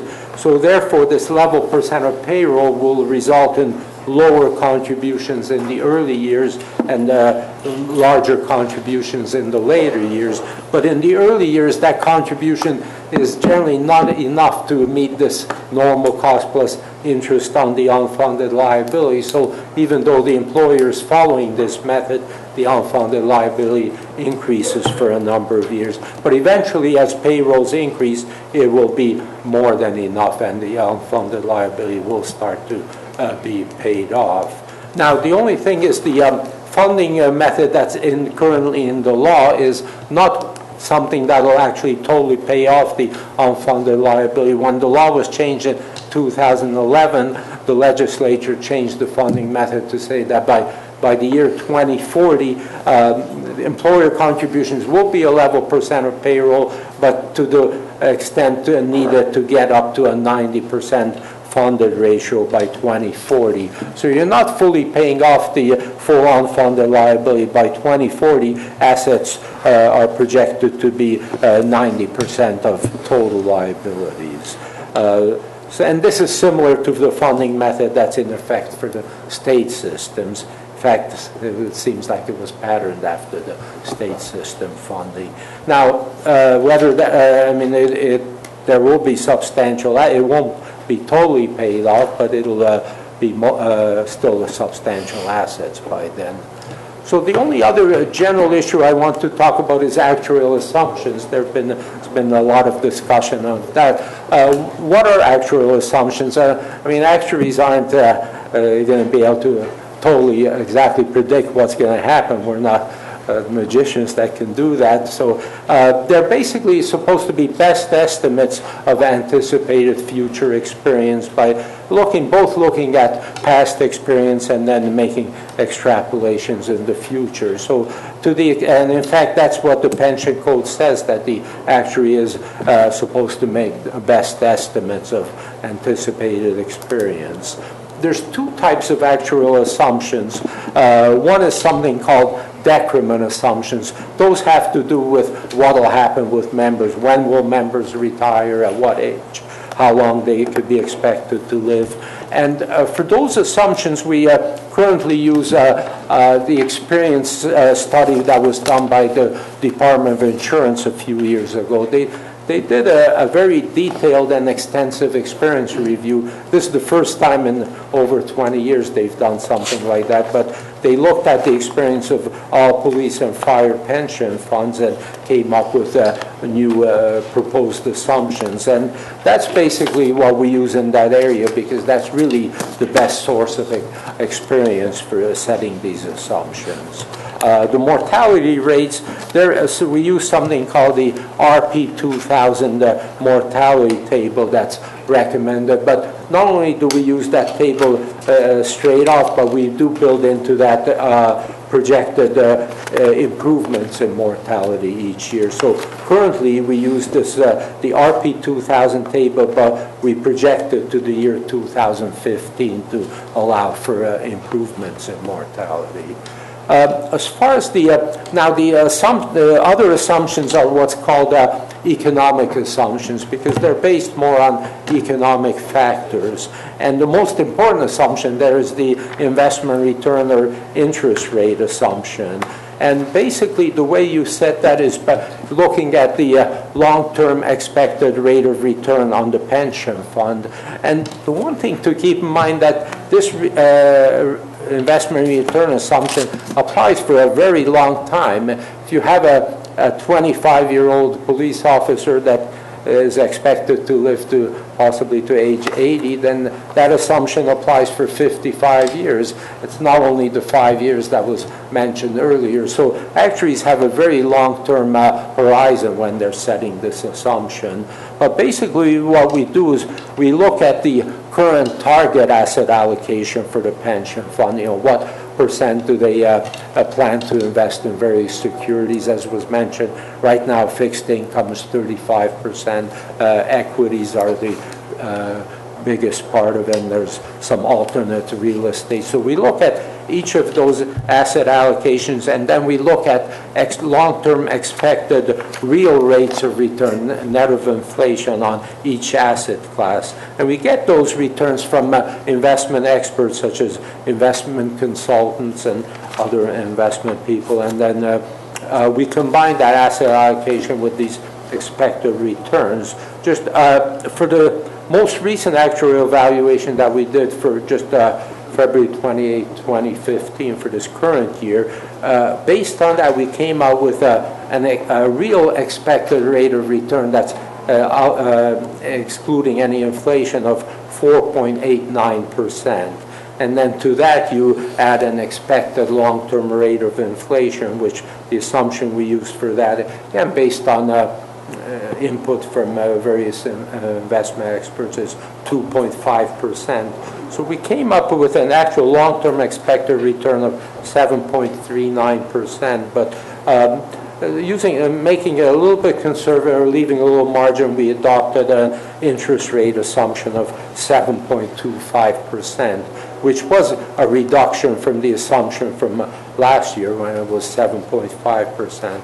And the reason we felt we wanted to do a direct review this time, because under this new accounting standard that went into effect this last year, the GASB 67 standard, it actually says that the actuary not only has to disclose the assumption, but has to explain how he came up with that. So we needed to have a rationale for coming up with that. So right now we feel comfortable with that, the 7.25% based on the funds asset allocation and long-term expected return, that it is a reasonable assumption.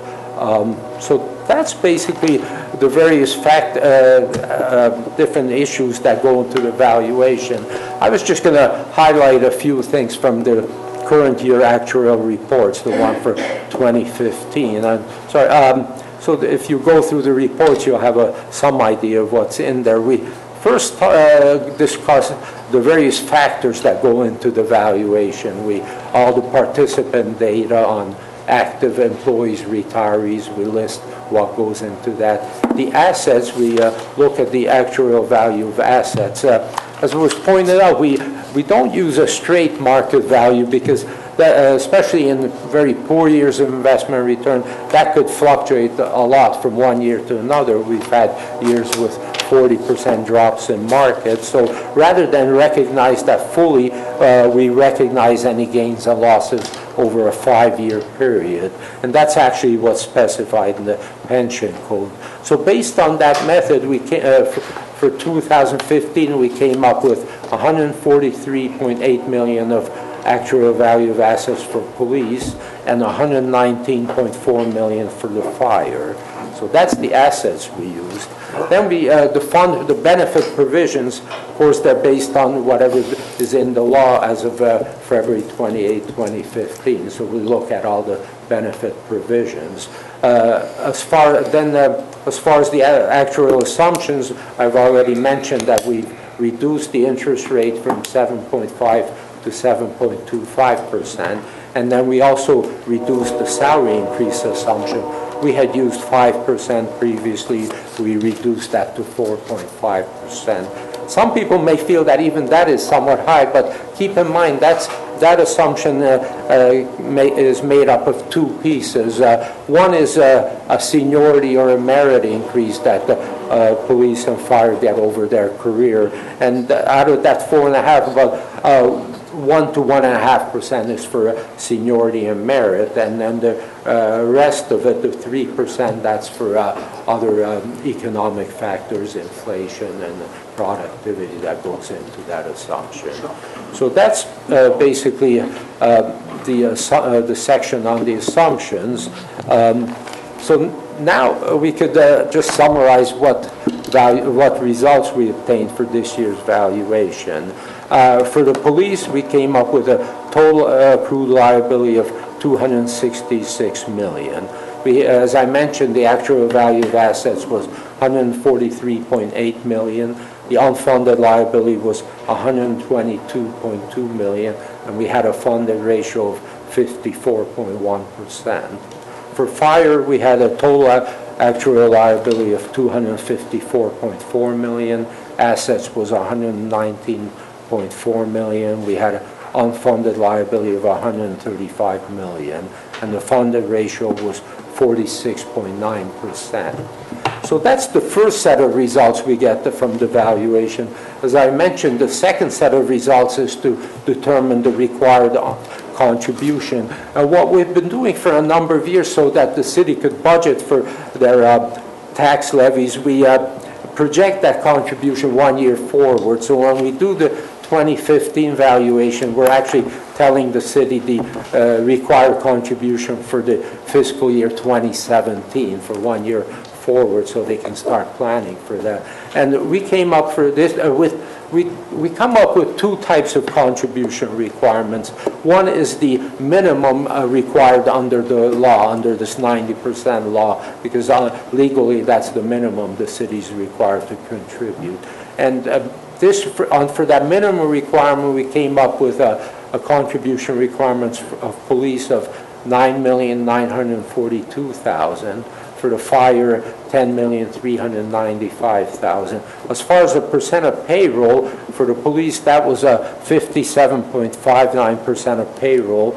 Sorry, that's 51. I can't read my own writing here. 51.59%, and for the fire, it was 59.77%. But then we come up with a second contribution requirement, which we need for accounting requirements in any case for GASB 25, but that basically tells you what you need to contribute if you want to get to be 100% funded in 2040 rather than just 90%. And that same number for police, that came to $10,708,000, which was 55.57% of payroll, and for fire that was $11,624,000, or 66.83% of payroll. So they are higher than the minimum, but not substantially that much higher. But so basically those are the main results that come out of the valuation. There's a lot more detail, but I've just highlighted these results. Is there any questions from the Alderman? I would just say, Mr. Goldstein, that I've been following this rate of return issue for many years, and there's a substantial body of different opinion than the opinion that you just expressed tonight about your expected real rate of return with inflation built in was, I think, 7.25. Yes. I think there's a great amount of difference of opinion about that. I agree with you there because so much, as I said, how we came up with that is based on both the asset allocation and the expected returns that we get from various consultants. All these consultants don't totally agree on this. You could, the numbers we get, we look at various consultants. You can get some that are lower and higher. Some will be somewhat lower than that. Have you ever used the actual rate of return from Marquette Associates? That was the actual rate for the police or for the fire, instead of looking at a broader scope? I have sometimes in the past, where I find what they publish are, as I said, sort of fairly short term. They might say, this is what we expect for 5 years, and I'm trying to use something somewhat longer term, but I have used them. Okay. How do you expect us new aldermen to keep up with what you're saying without having something in front of us to look at and compare, sir? Yeah, sorry, I didn't. I provided copies of the actual reports. I didn't realize I needed to bring it to this meeting. I was just told about the meeting. Yeah, we'll have those distributed. The actuary reports. They all over.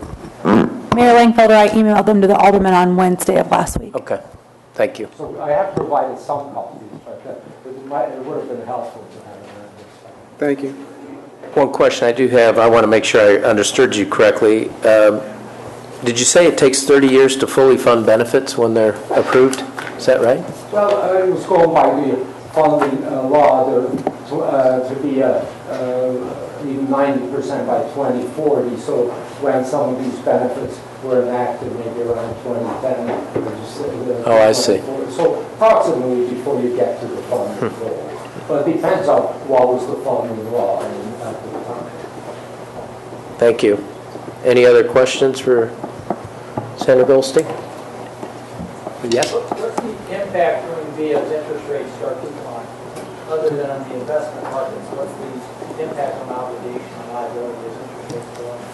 Well, it won't directly affect liabilities here, except to the extent that we change the interest, if we were to change the interest rate assumption. So that would, it's a little different than in the private sector, where they have these discount rates that they have to adopt. When interest rates go up, they have to use a high rate. So it won't directly affect. Joe? It's my understanding police officers don't live as long as the average citizen. Using different mortality rates for police officers as you use in the public. That's a good point. When the Department of Insurance did this study, they did study the mortality rates, and in their study, they found it pretty much in line with this RP 2000 mortality table. Maybe not as good as some of these tables that projected farther in the future, but their study showed it was in line with this table. Corporation Counsel? Yes, sir. I just wanted to ask one question, if I could. I was trying to understand, you said that, and this is probably deep diving into detail here, but you said that you assumed over long term an inflation rate of 2.5%? Yes. And is that something that's added in addition to the rate of return, or is assumed to be part of it? Like, for example, these short-term rates of return that we're being asked about of 6-7%? That's a good point. The way we come up with the 7.25, first we get these expected returns from investment consultants, what are called real rates of return, without inflation. So that's assuming there's no inflation, so we do need to add inflation to that. So we came up with a real rate of return of 4.89%, and then we added 2.5% inflation. And that's with the assumption that the amounts of the pension assets over that lengthy period of time are assumed to inflate in value. In other words, you're applying that factor over time. Well, yes, it's the basic investment return. Generally, you think of it as one part that's the real rate, if there's no, and then the fact that it will increase with inflation. If there was no inflation, they would expect a return of only 4.89%. So the assets will increase with inflation also. Any other questions? Thank you very much. Thank you. Next, we have Louis Casiba. He's the Executive Director of Illinois Municipal Retirement Fund.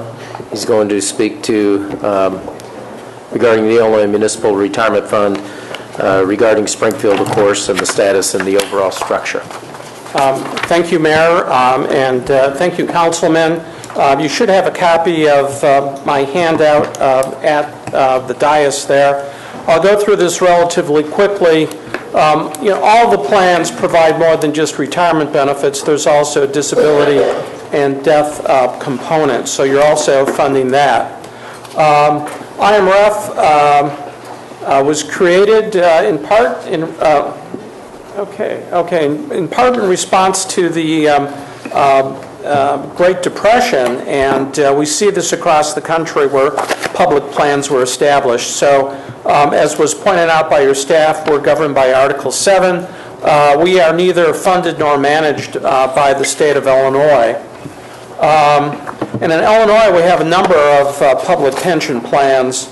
And here's just a quick summary of those plans.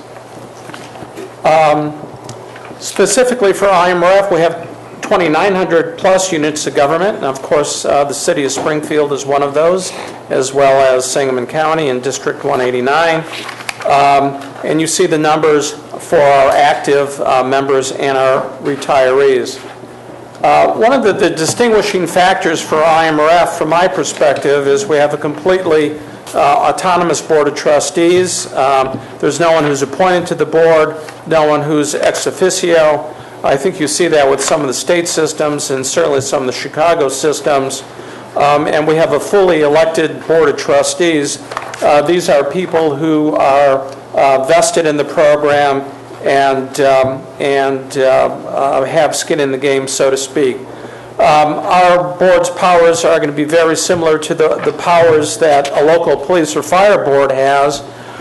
We are directly involved with asset allocation and setting actuarial assumptions. One thing that's been unique about IMRF for many years is we've had policing authority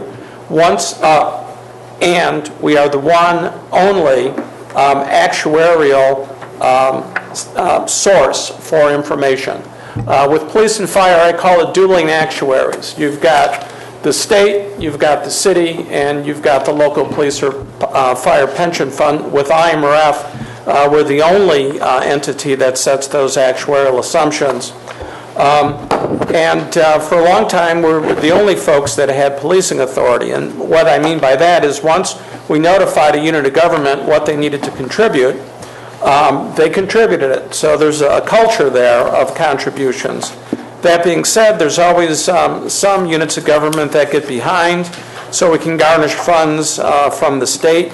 If they're levying real estate taxes, we can go to the county treasurer, and then we can also sue them in circuit court. When I was talking with the mayor, he was a little interested in the structure that IMRF had. So real quickly, we have independent investment consultants, managers, and a master trustee, which report to the board. We have an external actuary and an external auditor. We use medical consultants for our disability claims. We have independent fiduciary counsel, and so then you see a little bit more about the structure of IMRF. So assets at the end of 2014, and our fiscal year is through December 31st. Sometimes it helps us, sometimes it hurts us.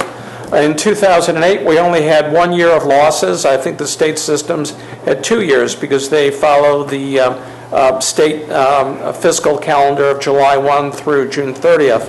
So you see how we're funded on a market basis in the aggregate. Typically, I'll talk about the aggregate, all 2,900 different employers. This is their funding level. Every unit of government has a different funding level, and every unit of government has a different employer contribution rate. Some statistics about our average active member and service, age, salary, and we see that for our average retiree in 2014. The IMRF dollar, we think this is an important point to make. Many taxpayers assume that IMRF is fully funded by employers, ergo taxpayers, and IMRF is a major financial institution. For every dollar we pay in retirement benefits, 63 cents comes from investment returns on average. Each year will be a little different. 25 cents from employers and 12 cents from our members. I think this was mentioned earlier. Our members contribute 4.5% of salary.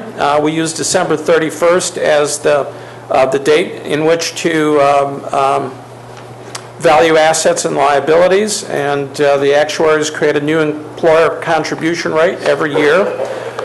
For 2015, the average employer rate is 11.72% of payroll, and you see the numbers for Springfield. Our numbers have actually been trending down for the last 2 or 3 years. There was a slight uptick for 2016 because we adopted the new RP 2014 I want to say life expectancy tables, but they're mortality tables. So we adopted the new tables, these are for both the public and private sector, but we are participating in a study to do mortality tables only for public employees, and there's a feeling that there might be a difference if you break those out. Just as Sanders said, when it comes to public safety, we have some public safety members in IMRF, and our actuaries tell us there is no statistical difference in life expectancies for sheriffs, deputy sheriffs that we have in IMRF. So the city's rate is trending up. The last bullet point is important for us. Employers fund benefits only for their employees. So for the people working for the city of Springfield, it is Springfield government, the city government, which is funding your benefits. Sangamon County, those employees are funded by Sangamon County. If you look at tax bills, there'll be a separate tax item for the county. If they levy real estate taxes to fund IMRF, school district would be separate. So what you're doing is pre-funding retirement benefits for your employees. And this is a busy graph, but it's exciting to look at. So investment returns, going back to 1982. Why did we select 82? Before 1982, we were much like police and fire pension funds. We could only invest in government securities, corporate bonds, and very limited corporate stock. I think you had to be a corporation that paid dividends over the last 40 quarters to be eligible for our investment. 82, that changed. We're able to invest under the prudent person rule, which means we can allocate our money anywhere that a prudent, intelligent, experienced investor could invest their money. So 2008 is that long loss there. I think that kind of jumps out at me at least. And the next year, we didn't change our asset allocation because of 2008. We didn't get out of the market. We didn't decide to go to bonds. If you did, you would have lost the big uptick in 2009. And one game I used to play, and I'll play it now, and I hope someone in the audience knows the answer. When did the markets turn around in 2009? They really did. March 9th. March 9th. Wonderful. That is the date it turned around. Who knew? No one knew. You had to be in the markets. So 2 years ago, when the individuals were getting back into the markets because the markets were doing well, it's like they're running to catch up to a train long after it had left the station. So over this 33-year period, IMRF has lost money in 6 periods. We assume we're going to make 7.5%. In 4 periods, we made money, but we made less than 7.5%. 23 periods, we made over 7.5%. And 20 of those were double-digit returns. So if you look back, and past returns are no guarantee of future returns. I'm not in that industry, but I think I need to say that. So our returns over that 33-year period have been a little over 10% on average. We make no investment decisions in-house. We have a chief investment officer, a consultant. We use 90 professional firms.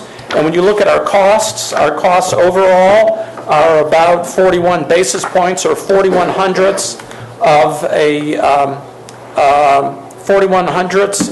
1%. So if you're investing $100, it literally costs 41 cents to run IMRF and make our investments. So if you're investing in any mutual funds in your separate accounts, you can have a little comparison. Asset allocation, these are targets. The actual dollars or percentages fluctuate day to day, so I want to look at the targets because this is how the board and the consultant and our investment staff have decided to allocate our assets. 38% in U.S. stocks, 27% in fixed income, and that includes high yield bonds. Foreign equities or stocks at 17%, alternative investments, which are less liquid and more expensive to invest in, but hopefully promise a higher return. Things like private equity and hedge funds, also permanent crops we invest in. We invest in row crops, timber at 9%, real estate at 8%, and then short-term money coming in, money going out. We do collect contributions from employers on a monthly basis. Comes out of everybody's check twice a month, or however frequently people are paid here. If you look at investing $1 with IMRF, if we go back to September 1980, if you invested $1 with us, and wish we can all do that, or could have done that, today it'd be worth $26.66. If you were invested only in equities, only in stocks, it'd be $20.79. and fixed income, $15.54. So the takeaway from this is you need to have a highly diversified portfolio. Those fixed income investments, those bonds, and some of those alternative investments are going to help you when the markets invariably turn down. Now, you know, we got these 2,700 or 2,900 employers, 173,000 active members, and 112,000 retirees. What do you do with all the money that comes in? And the answer is we allocate it into three funds. Our members, they contribute 4.5%. By law, we post 7.5% to their account. And so their reserve account stands at $6.3 billion. Retirees, I'll talk about this in a little bit, but all of our retirees are a separate reserve for IMRF, and that's at $17.9 billion. Both of those accounts are always 100% funded, and we post 7.5% interest to the retiree account every year. The employer account, a little over $10 billion, this is the balancing account. We're a defined benefit plan. When we lose money, we dip into the employer account to make sure the other two accounts are always 100% funded. And then when we make money, if we make more than the assumed 7.5%, the employer account is going to be the beneficiary of that. Unlike police and fire, our benefit structure is a little bit different. It's the same formula, years of service, percentage, and the definition of final average salary. With our folks, the regular plan, people working in City Hall, not police and fire, they earn 1 2/3% for their first 15 years of employment, 2% thereafter, and then the final rate of earnings or final average salary is a 48-month average. It is not a final salary. And it takes 8 years to vest, so we've broken out several of the key years for you, and the maximum benefit is payable after 40 years of service. This slide tells you exactly how a defined benefit plan works like IMRF. Real person, married, retired. She worked for a school district for 24 years. She retired at age 63. There are assumptions we're using for her life expectancy. Based on that formula, she's going to get 43% of her final rate of earnings. Her monthly earnings were $3,300 a month. She's going to get 43% of that. So she's getting $1,400 a month as a retirement benefit. Now, we are going to project her life expectancy and that of a spouse, and we're going to discount it at 7.5% because we don't need that everything the day she retires, because we're still going to be investing the money until the day she finally passes. So when she retires, we need $240,000. The question becomes, Louis, where do you come up with that money? Her account had $61,000 in it. We're going to draw that to zero. We're going to shift that over to that annuitant reserve. And then for the employer, City of Springfield, if it happened to be, or District 189, 189? 186. Thank you. 186. We would have dipped into their account and removed $179,000. And then her benefit is going to be fully funded. That liability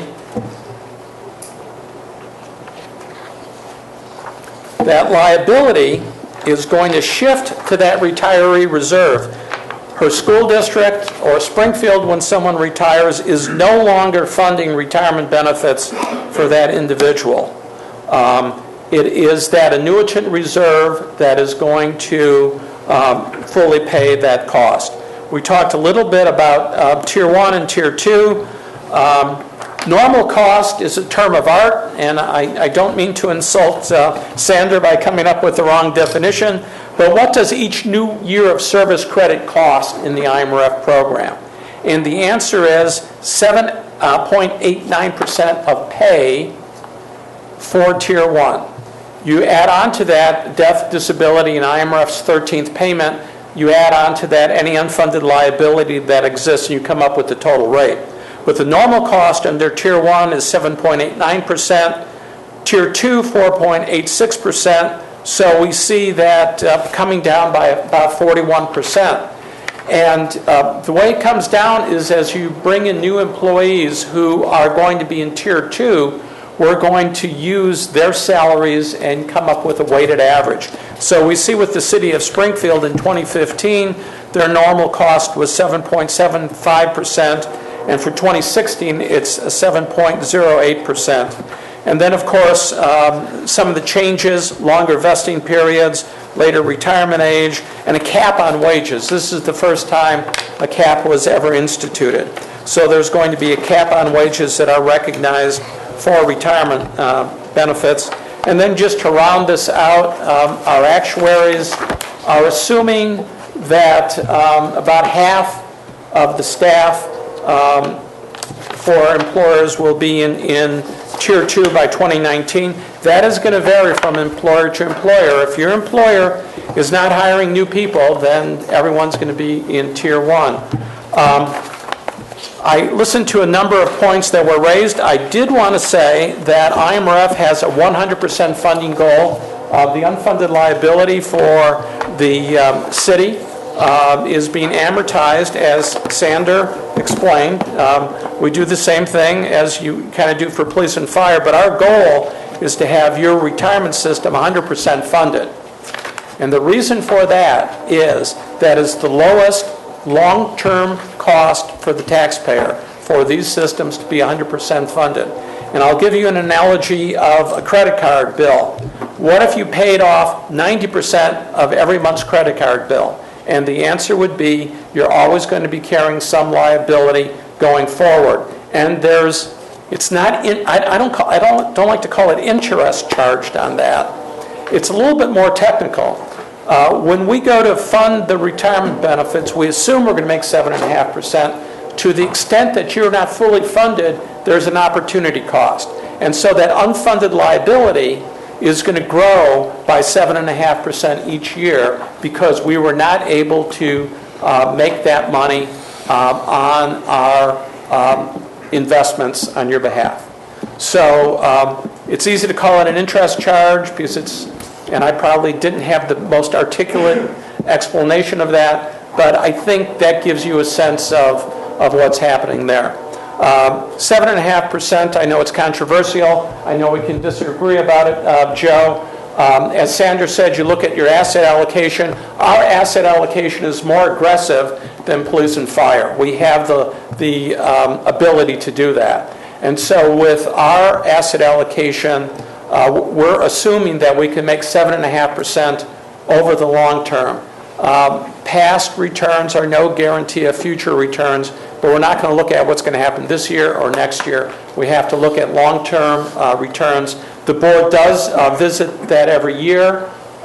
We've been at 7.5% since 1992. So during the go-go years of the 1990s, we never jacked it up, and we don't have to jack it down. A lot of other retirement systems have come down from 8.5%, some even at 9% nationwide, and 7.5% is probably about the average, or right in the middle of the pack right now. So with that, thank you for your time, and I'm open for questions. Mr. Mayor? Yes. Alderman McMillan. Thank you, Mr. Kasiban. You really, won the day as far as your rate of return. I mean, that's an incredible rate of return. So, therefore, it's a mystery to me how our CPAs report to us that 12 years ago, the city had no unfunded liability to IMRF. It's in our CPA, Sickich Gardner, they report that to us 12 years ago. And today we now have an unfunded liability to IMRF, the city, of $100 million. And that's despite those terrific rates of return. And in the meanwhile, you showed the comparative contributions different cities make of their payroll, and we're up to 16% of payroll, and last decade we were contributing 10%. So we've got these incredible rates of return. We're contributing more of our payroll to IMRF, but we're further behind than we've ever been. So that's a mystery, not to assign the blame anywhere, but that's the situation we're in. And it impacts our budget because we have to contribute more to IMRF than we ever used to as an employer. Well, I think, first of all, there's several factors. First of all, in 2000, well, let me back up. as employers get to be 100% funded, we're actually going to reduce their employer contribution rate below the normal cost. We are building in a pension holiday. We did build in a pension holiday for employers because we were so overfunded. And we wanted to get you back up to about 100% funding level. When we implemented that, it was basically on the eve of 2000, 2001, 2002. The tech bubble burst, and then there were 3 poor years of investment returns. That was a partial contributor. But this is an account that you are funding for your employees. What you are doing, the demographics of your group, and Sander used the term, the decrements for what's happening with your group are probably the key. We assume, our actuaries assume, for all employers that wages will go up at a certain rate. To the extent that your employer is different, when that person retires, we had not set aside enough money.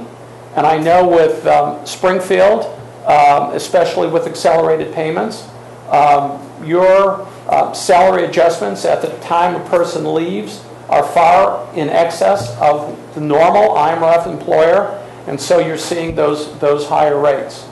And there are probably other factors, but early retirement incentives play a part in that too, and I think the city's had 1 or 2 of those.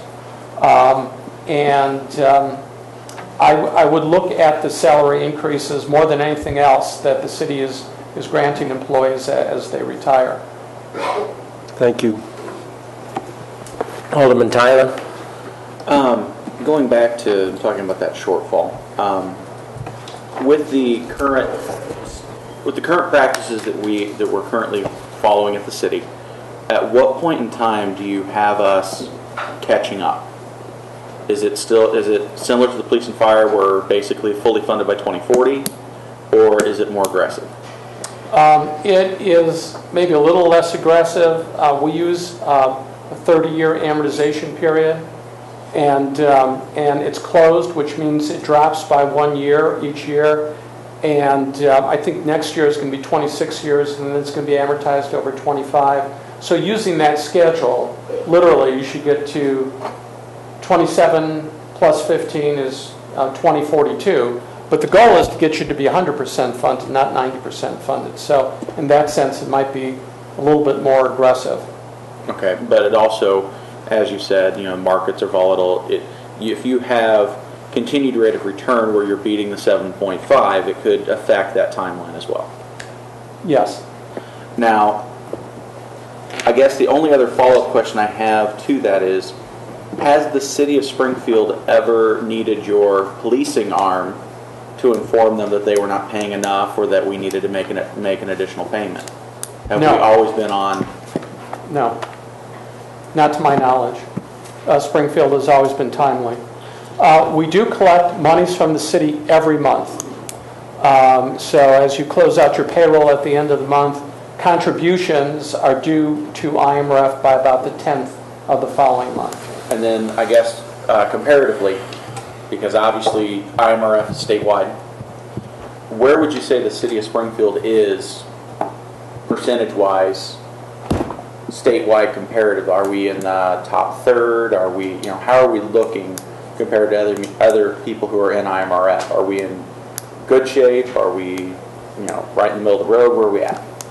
I haven't done that analysis, but when you look at your employer contribution rates of 15 and 16%, when the average is 11%, given the size of Springfield and given the period of time that it's been in IMRF, you're a little challenged. I won't say you're in the top third of being challenged, but I think you're a little challenged with rates that are that high.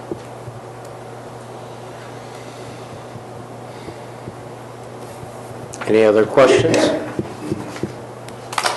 John? The graph shows that there'll be a substantial savings if it were to go to Tier 2. Yes. In the city, you touched on the early retirement, everybody called it a 5 and 5, right. 15 years ago. Would the city be beneficial for them to do another 5 and 5 to get more employees to the tier 2? That would have to be analyzed carefully. A new employee is not necessarily going to be in Tier 2. The way the statute works is if anyone participated in any public retirement system before January 1 of 2011, they're going to be in Tier 1. So they're grandfathered in. So you could have had somebody that worked for the city of Chicago for 1 month in 1985. He may not even, or she may not even remember that they had that service. If they come to work here, they're going to be in Tier 1 when they come here. 5 and 5, or the ERI, Early Retirement Incentive, it is very difficult for that program to save money for the unit of government unless the unit of government is cutting staff. And although the rates have gone up, McManaman? Ward 7's good enough. McManaman, even though the rates have gone up, the thing to always look at is the dollar amount, because as your pool of employees shrink, we're amortizing that liability over a long period of time. So the payroll is not growing like we anticipated it would grow, so we may raise the rate to try and keep the same dollars flowing into the system. So the rate may be going up, and that's one reason for rates increasing. So the important thing is always to look at the dollar amount that's being contributed over the period of time. I'm not saying that ERI could be a magic bullet for the city. On your dollar amount, though, almost every contractor I've heard of lately has got a second tier. Entry-level people are coming in at substantially less salary than the people who are working there now. If that's true, your cost savings. If that's true, then it may very well be a situation where money could be saved with ERI. But then, the question is, how many people are you replacing? How quickly are they going to go up the salary scale? And are you providing health insurance benefits for people who retire?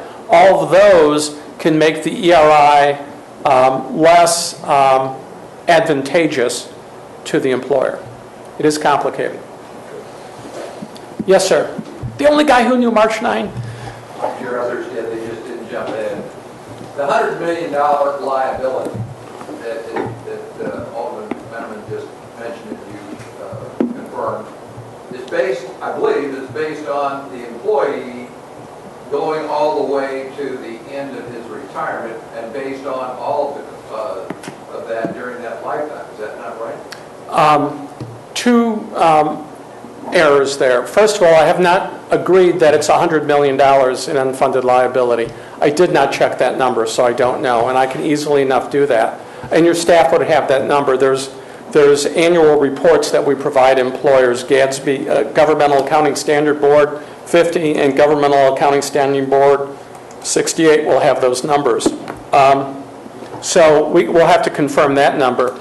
The actuary doesn't assume a person is going to work for 40 years. The actuary doesn't assume that a person is going to work to any specific date. What the actuary will assume is based on when the person joins IMRF, what their likely retirement date is. So if you have someone who joins IMRF at age 55, and we have those folks, they'll probably assume that they'll work to age 65, 66. If you have a 20-year-old, they'll probably assume that he's going to work to 60. So all of those factors are used in calculating that. But those are the factors that get to the 100 million. The city of Springfield doesn't need to write a check out for $100 million today to IMRF. Well, if they wanted to, I would. No, they don't, and that's an important thing. That goes back to the concept that people are worried that these retirement systems are going to run out of money. $35 billion in assets. We have a negative cash flow, which means we pay out more in benefits than we collect from members and employers, but that's normal for a mature system like IMRF. Next year it will be 75 years old. Most of that is made up through, or all of it is made up through investment returns. So, you know, when it comes to any one of these employers, I'm literally not concerned about any employer in IMRF that has an unfunded liability. When we started 75 years ago, guess what? We had no assets. We had all these liabilities. And we've grown those both over that period of time. First investment was $5,000 U.S. Treasury bond. So when it comes to the city of Springfield, we were working out that unfunded liability. But, and this is the problem for the state, and it's a problem for local units of government, it's the cash crunch. You have less revenues coming in, and you have more and more expenses. So that's what we heard earlier about how services are shrinking, and part of it is that you know, the pension costs are going up. What we really need in this state is an economy that knows no bounds, that is growing by leaps and bounds, and I think we all know that's probably not going to happen for a long, long time. Mr. Mayor, just briefly, the point of the $100 million is not that we have to write a check to them all. The point of the $100 million unfunded liability is the erosion of our position over 10 years. Right. And it happened with IMRF and it happened with police and fire. Our financial position has eroded over 20 years. We kept falling deeper and deeper behind. Now we're in catch-up, and so we want to make sure it's a realistic catch-up and not a further falling behind. I will take that check. Yep. Thank you very much. Thank you. Thank you, everybody. The last presenters for the night, I appreciate them being patient. That's give a legislative perspective. That's Joe McCoy he's the legislative director for the Illinois Municipal League, and he represents City of Springfield as well as other municipalities in the legislature. And then Bucola Bello, she's IPPFA government and public relations consultant. And IPPFA, they help with regards to police and fire pension legislative actions. Well, thank you, Mayor Langfelder. Again, my name is Joe McCoy. I'm the Legislative Director for the Illinois Municipal League. I do want to acknowledge the presence of our Executive Director, Brad Cole. He's my wingman this evening.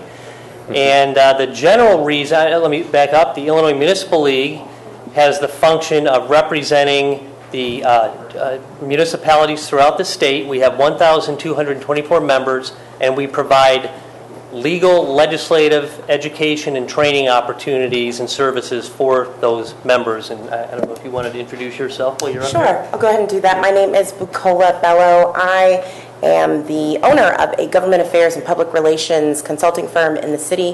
One of my clients that I represent is the Illinois Public Pension Fund Association. Many of you are familiar. That is an association that represents a little over 640 different police and fire funds throughout the state of Illinois. And Joe and I are great friends and even greater adversaries when it comes to certain issues that we've had to battle at the State House. The general reason I'm here is because 16 years ago when the Municipal League needed somebody on staff to wade into pension politics and pension issues, you're looking at the guy who drew the short straw. The specific reason I'm here is because Mayor Langfelder wanted us to, myself and Bucola, talk about the legislative landscape as well as the legal landscape, so you have an idea of what's been happening up the street, not only with respect to the State House, but also the court system. And I would begin by saying that the option for statewide solutions coming out of the Illinois General Assembly and the governor to the pension problems that face not only Springfield but communities throughout the state are rapidly dwindling to a point of almost non-existence. In 2013, the General Assembly took a very excruciatingly difficult vote on Senate Bill 1, which would have reduced benefits for 4 of the 5 state-funded systems. We know that that legislation was ultimately struck down by the state Supreme Court. So that means that the court found that the Constitution says it means exactly what it says when it refers to benefits cannot be diminished or impaired. In 2014, the City of Chicago passed 2 bills, one for their laborers and another for the general municipal employees, And that those bills would have also reduced benefits for existing employees, and it would have also increased the employee contribution. A lower court has struck those two bills down as being unconstitutional, and they are presently before the state Supreme Court at this time. Based upon what court observers who spend a lot of time trying to interpret what the questions the justices ask mean and the trends that the court seems to be leaning toward, it doesn't appear optimistic that the Supreme Court is going to find those two reforms constitutional. So then we're kind of back at square one, where it looks to be exceedingly difficult to find a way to reduce benefits to cut costs. I know that makes the employees extremely happy. That presents difficulties for the employers and taxpayers who are trying to make sure that we can provide benefits at an affordable level without cannibalizing other services. So I do want to mention something that was brought up earlier. I think it came from the back of the room, and that was the Tier 2 benefits that were passed in 2010 for police and fire, and that were actually put into place in 2011. I don't want to gloss over that, because that is an issue where the General Assembly stepped up and they did something fairly consequential, and there will be cost savings that will benefit Springfield and other communities. Based upon a 2012 COGFA report, and COGFA is the Commission on Governmental Forecasting and Accountability, where you used to work, a former employer. COGFA determined, based on their numbers and estimates, that by looking at the city of Springfield, that by 2023, the number of Tier 2 employees in the police department would exactly equal the number of Tier 1 employees. That's a point when you would start to see some significant cost savings. For the fire department, there was a one-year difference. They found that in 2024, the number of Tier 2 employees would equal the number of Tier 1 employees. I bring that up because that's when the normal cost, which is for semantics purposes, non-debt related costs, the actual cost going forward to fund a pension.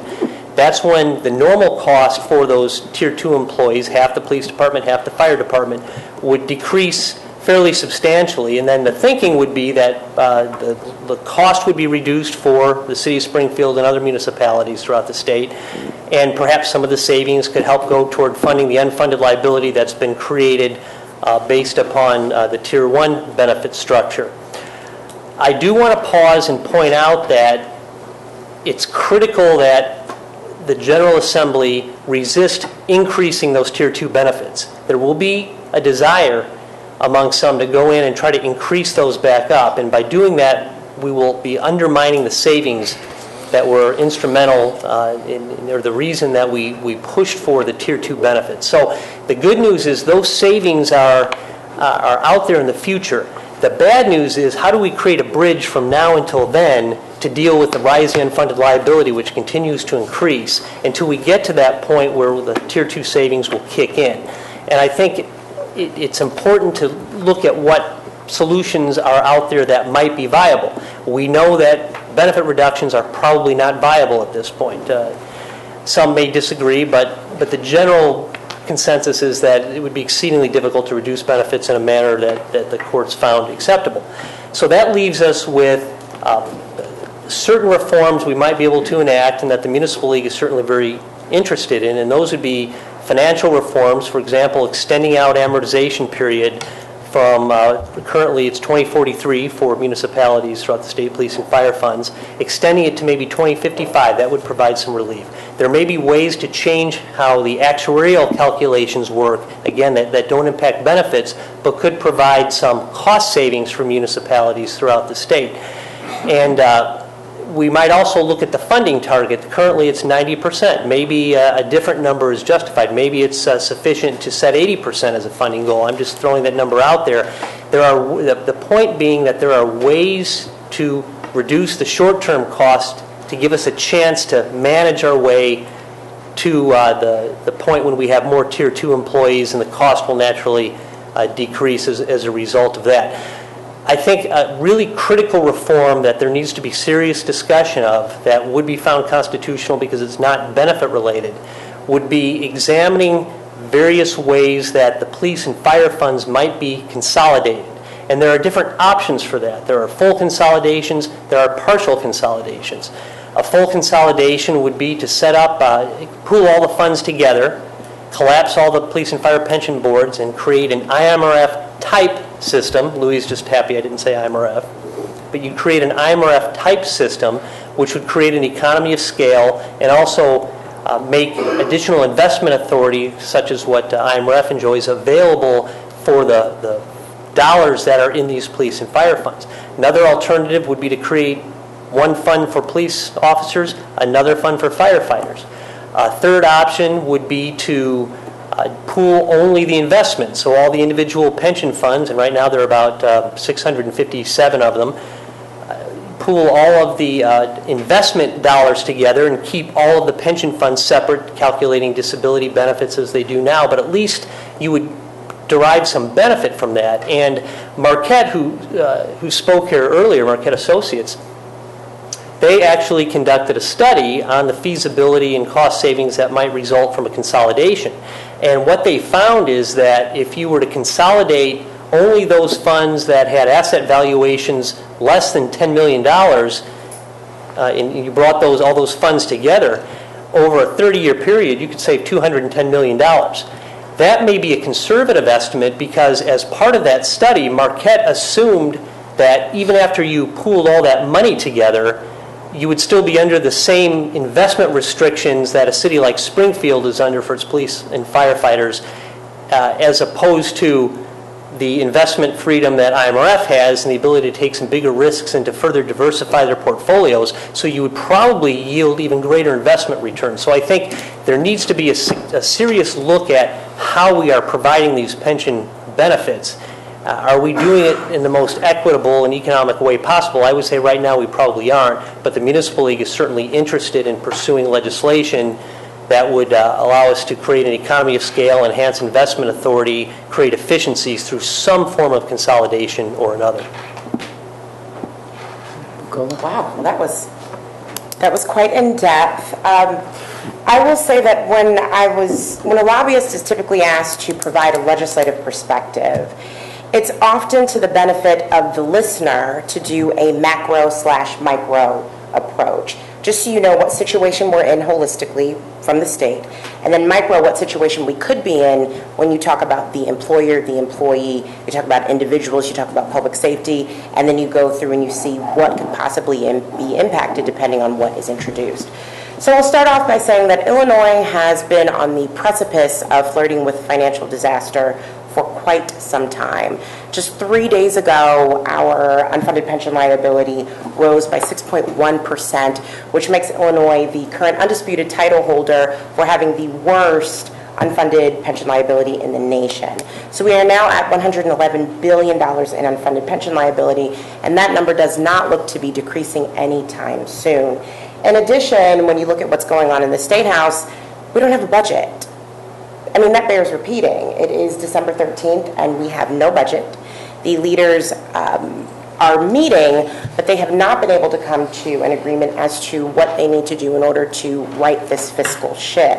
And so what are the impacts of that? Well, that means you have general fund liabilities that are projected to go up. You have state agencies that are working with resources that are not ideal. You have local units of government who are being forced to do more with less, and that has a direct impact on the municipalities most vulnerable, which subsequently impacts the ability of public safety personnel to do their job. In addition, we have a situation where there are going to be certain reforms that are going to be put into place based upon what has currently happened and what will be happening. So as Joe mentioned, the inability of the Supreme Court to find the pension reforms constitutional was a serious win for labor unions across the state. I understand that it has posed a bit of a challenge for employers and municipalities, but we have to understand that that fight is far from over. On the horizon, we have the leaders talking about instituting or implementing additional pension reforms. There's been talk about an additional creation of a Tier 3. There's been talk about moving current employees into defined contribution plans. There's also been talk about consolidation, and I do have to say that the consolidation model has been adequately and thoroughly studied, not only by Marquette, but by the Commission on Government Forecasting and Accountability and Anderson Economic Financial Group. And they have found that, yes, there is a possibility that there could be savings to the tune of $210.6 million. However, that is realized over a 30-year period. How long can municipalities wait out to see savings for that long period of time without laying off individuals, laying off employees, laying off members of public safety, and essentially hurting the very individuals that they need to protect? While you also deal with a situation where you look at various models, and there are actually 3 models when you deal with consolidation. You have a partial consolidation, you have the full consolidation, and you have discretionary consolidation. One of the things that is really lost in translation are the transition costs. The amount of money that you will spend on consultants, such as myself, the amount of money that you will spend in training additional specialized trustees is a huge astronomical cost to taxpayers. Currently, the way that the police and fire funds are divided up, they have experts within each fund. Those particular trustees go through a thorough training and they are making the best decisions for those particular funds.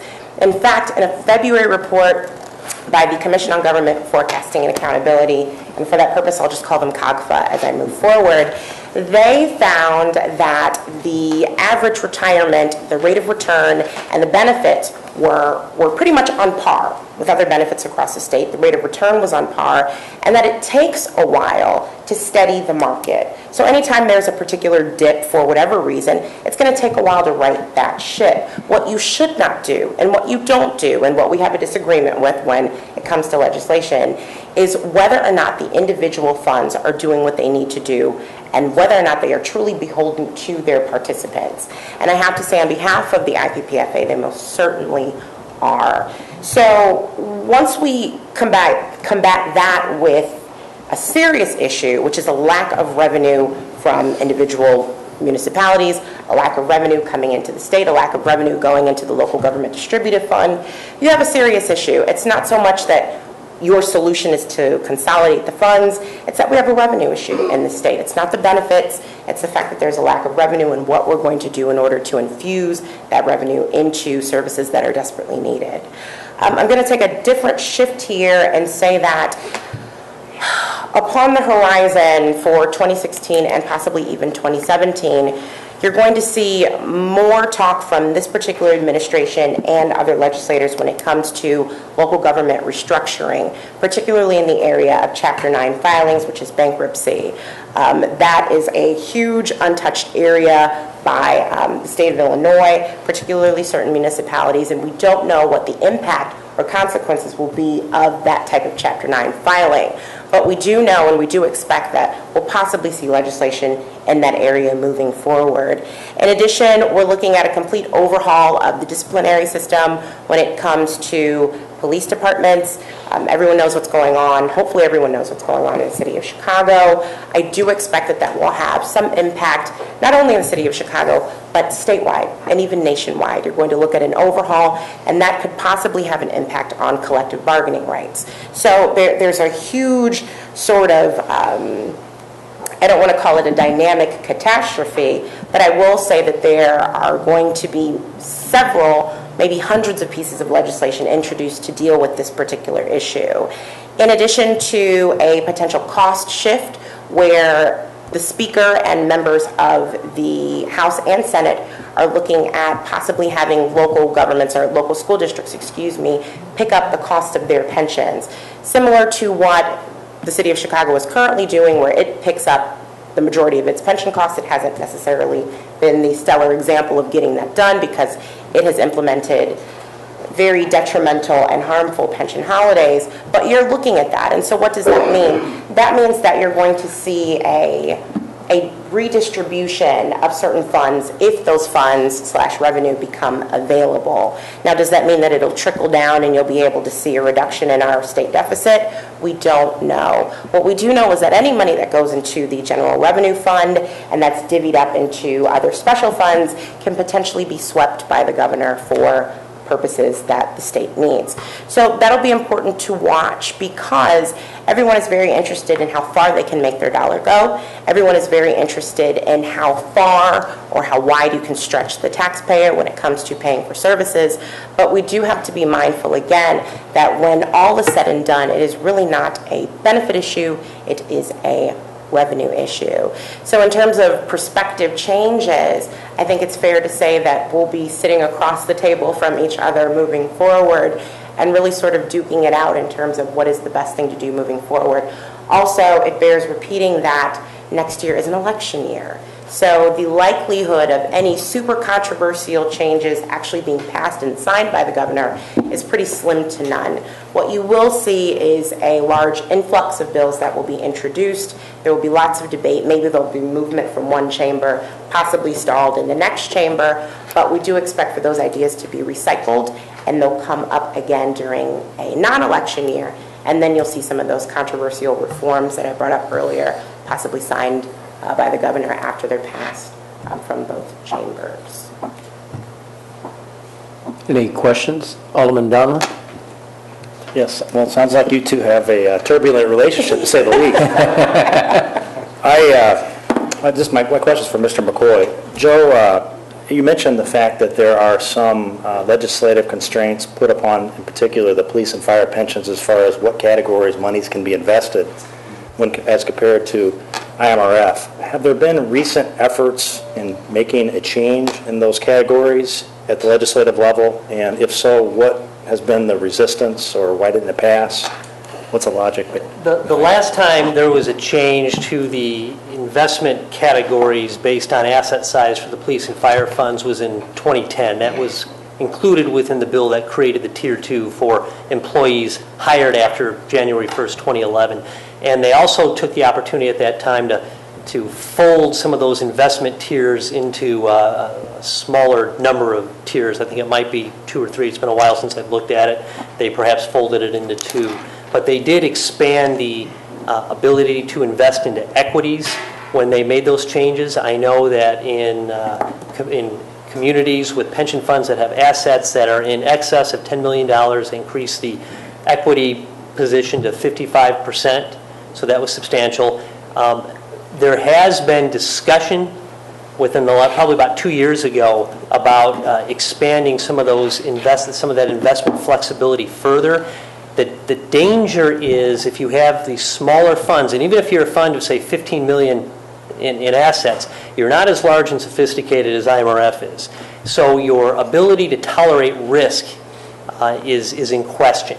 And the danger is if you have a community, and I won't mention the community by name, but there was a community that had a fire police fund that decided it was a terrific idea to invest in the Facebook IPO several years ago. They lost a considerable amount of money making that investment. Well, who has to make up for that loss? The very next year, it's on the employer and the taxpayers. So that's the concern with expanding the investment authority further. I still think the better model, the proven model, is the IMRF model, which aggregates a significant number of dollars and frees up the investment limitations and has a professional staff to make wise investment decisions to bring about a greater yield, a greater return over many, many years. That's good for the employee. That's certainly good for the employer, and it's definitely good for the taxpayer because it mitigates against higher employer contributions, which are ultimately funded through the tax system by taxpayers. Mayor, if I may, please. I'd like to say that, there's no dispute that IMRF is the gold standard. They are the prototype for what you would want in a pension fund. But what we need to understand and what we should actually do moving forward is we should give the individual police and fire funds the chance to become just like IMRF. And that means that the employers have to make their contributions, but you have to allow the individual plans the opportunity to grow. And IMRF didn't go from 0 to 90+% funded overnight. There was a period of time where they were tried, tested, and proven. And the same opportunity needs to be given to those individual police and fire funds. Very good. Any other questions? John? Yeah, you touched on that the reduction of benefits is unconstitutional. Does that apply to the 3 pension plans that the city's paying into also? The legal reasoning certainly would. Alan? So this is the part of the consolidation that I never understand. How do you consolidate somebody like Rock Island, who's done the right thing for all these years? They're funded because they never kicked that can down the road, and East St. Louis. How do you merge those two?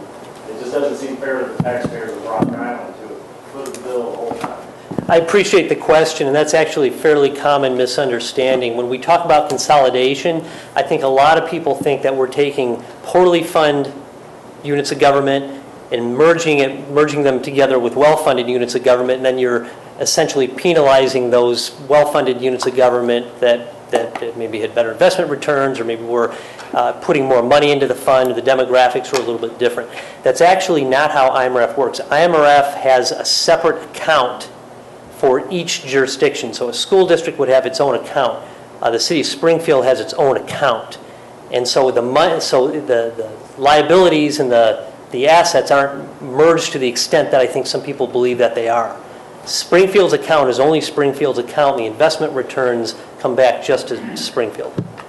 Well, and if I could add to that, I think it all depends on the type of consolidation model that you go with. So depending on if it's a full consolidation model and depending on what the General Assembly decides that they would like to pass, you could very well see funds that have done very, very well being unnecessarily penalized because they're being consolidated in with other funds that haven't done quite as well. So again, I think it depends upon which consolidation model that you are choosing to go with, which one ultimately gets signed into law, and then having to explain that to the participants of that fund who are closely watching their money and ultimately their retirement. That's a pretty difficult conversation to have. But it all depends upon what happens across the street, across the way. Any other questions?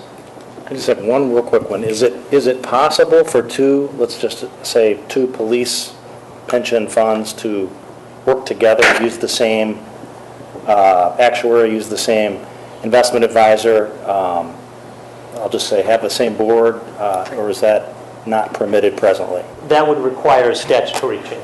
Even to use the same financial advisor? And if they were going to, that would assume a pooling the money together and having the financial advisor. I don't know if I'm saying, not necessarily have the pooling of the monies, but let's just say they still have the two separate funds, still have the two separate boards even. But they want to work together to, let's say, cut costs and use the same advisor and maybe get a deal. That's logically permissible? I've never heard of that done. I would suppose that if you're talking about just splitting the cost for professional services, you might be able to do that through some sort of an intergovernmental cooperation agreement. That's a guess on my part. What I'm getting at is... The police and fire pension fund has done that with Marquette Associates. What I'm getting at is, and it's a great example, what I'm getting at is there might be ways to let the locals voluntarily, through education, choose to go down that route. And again, save money like the mayor suggesting the city of Springfield's pension funds have, and maybe reach some of that goal that you were talking about earlier as far as $200 million of savings. Possible. Okay. Thank you. Any other questions? Thank you very much. So is there any questions or remarks anybody would like to make? We really appreciate the City Council and especially the presenters tonight. We really appreciate you taking the time to educate not only us but the general public, and we appreciate the individuals from the public that came and attended, as well as the trustees from both police and fire pensions. So thank you very much. Thank you, Mayor.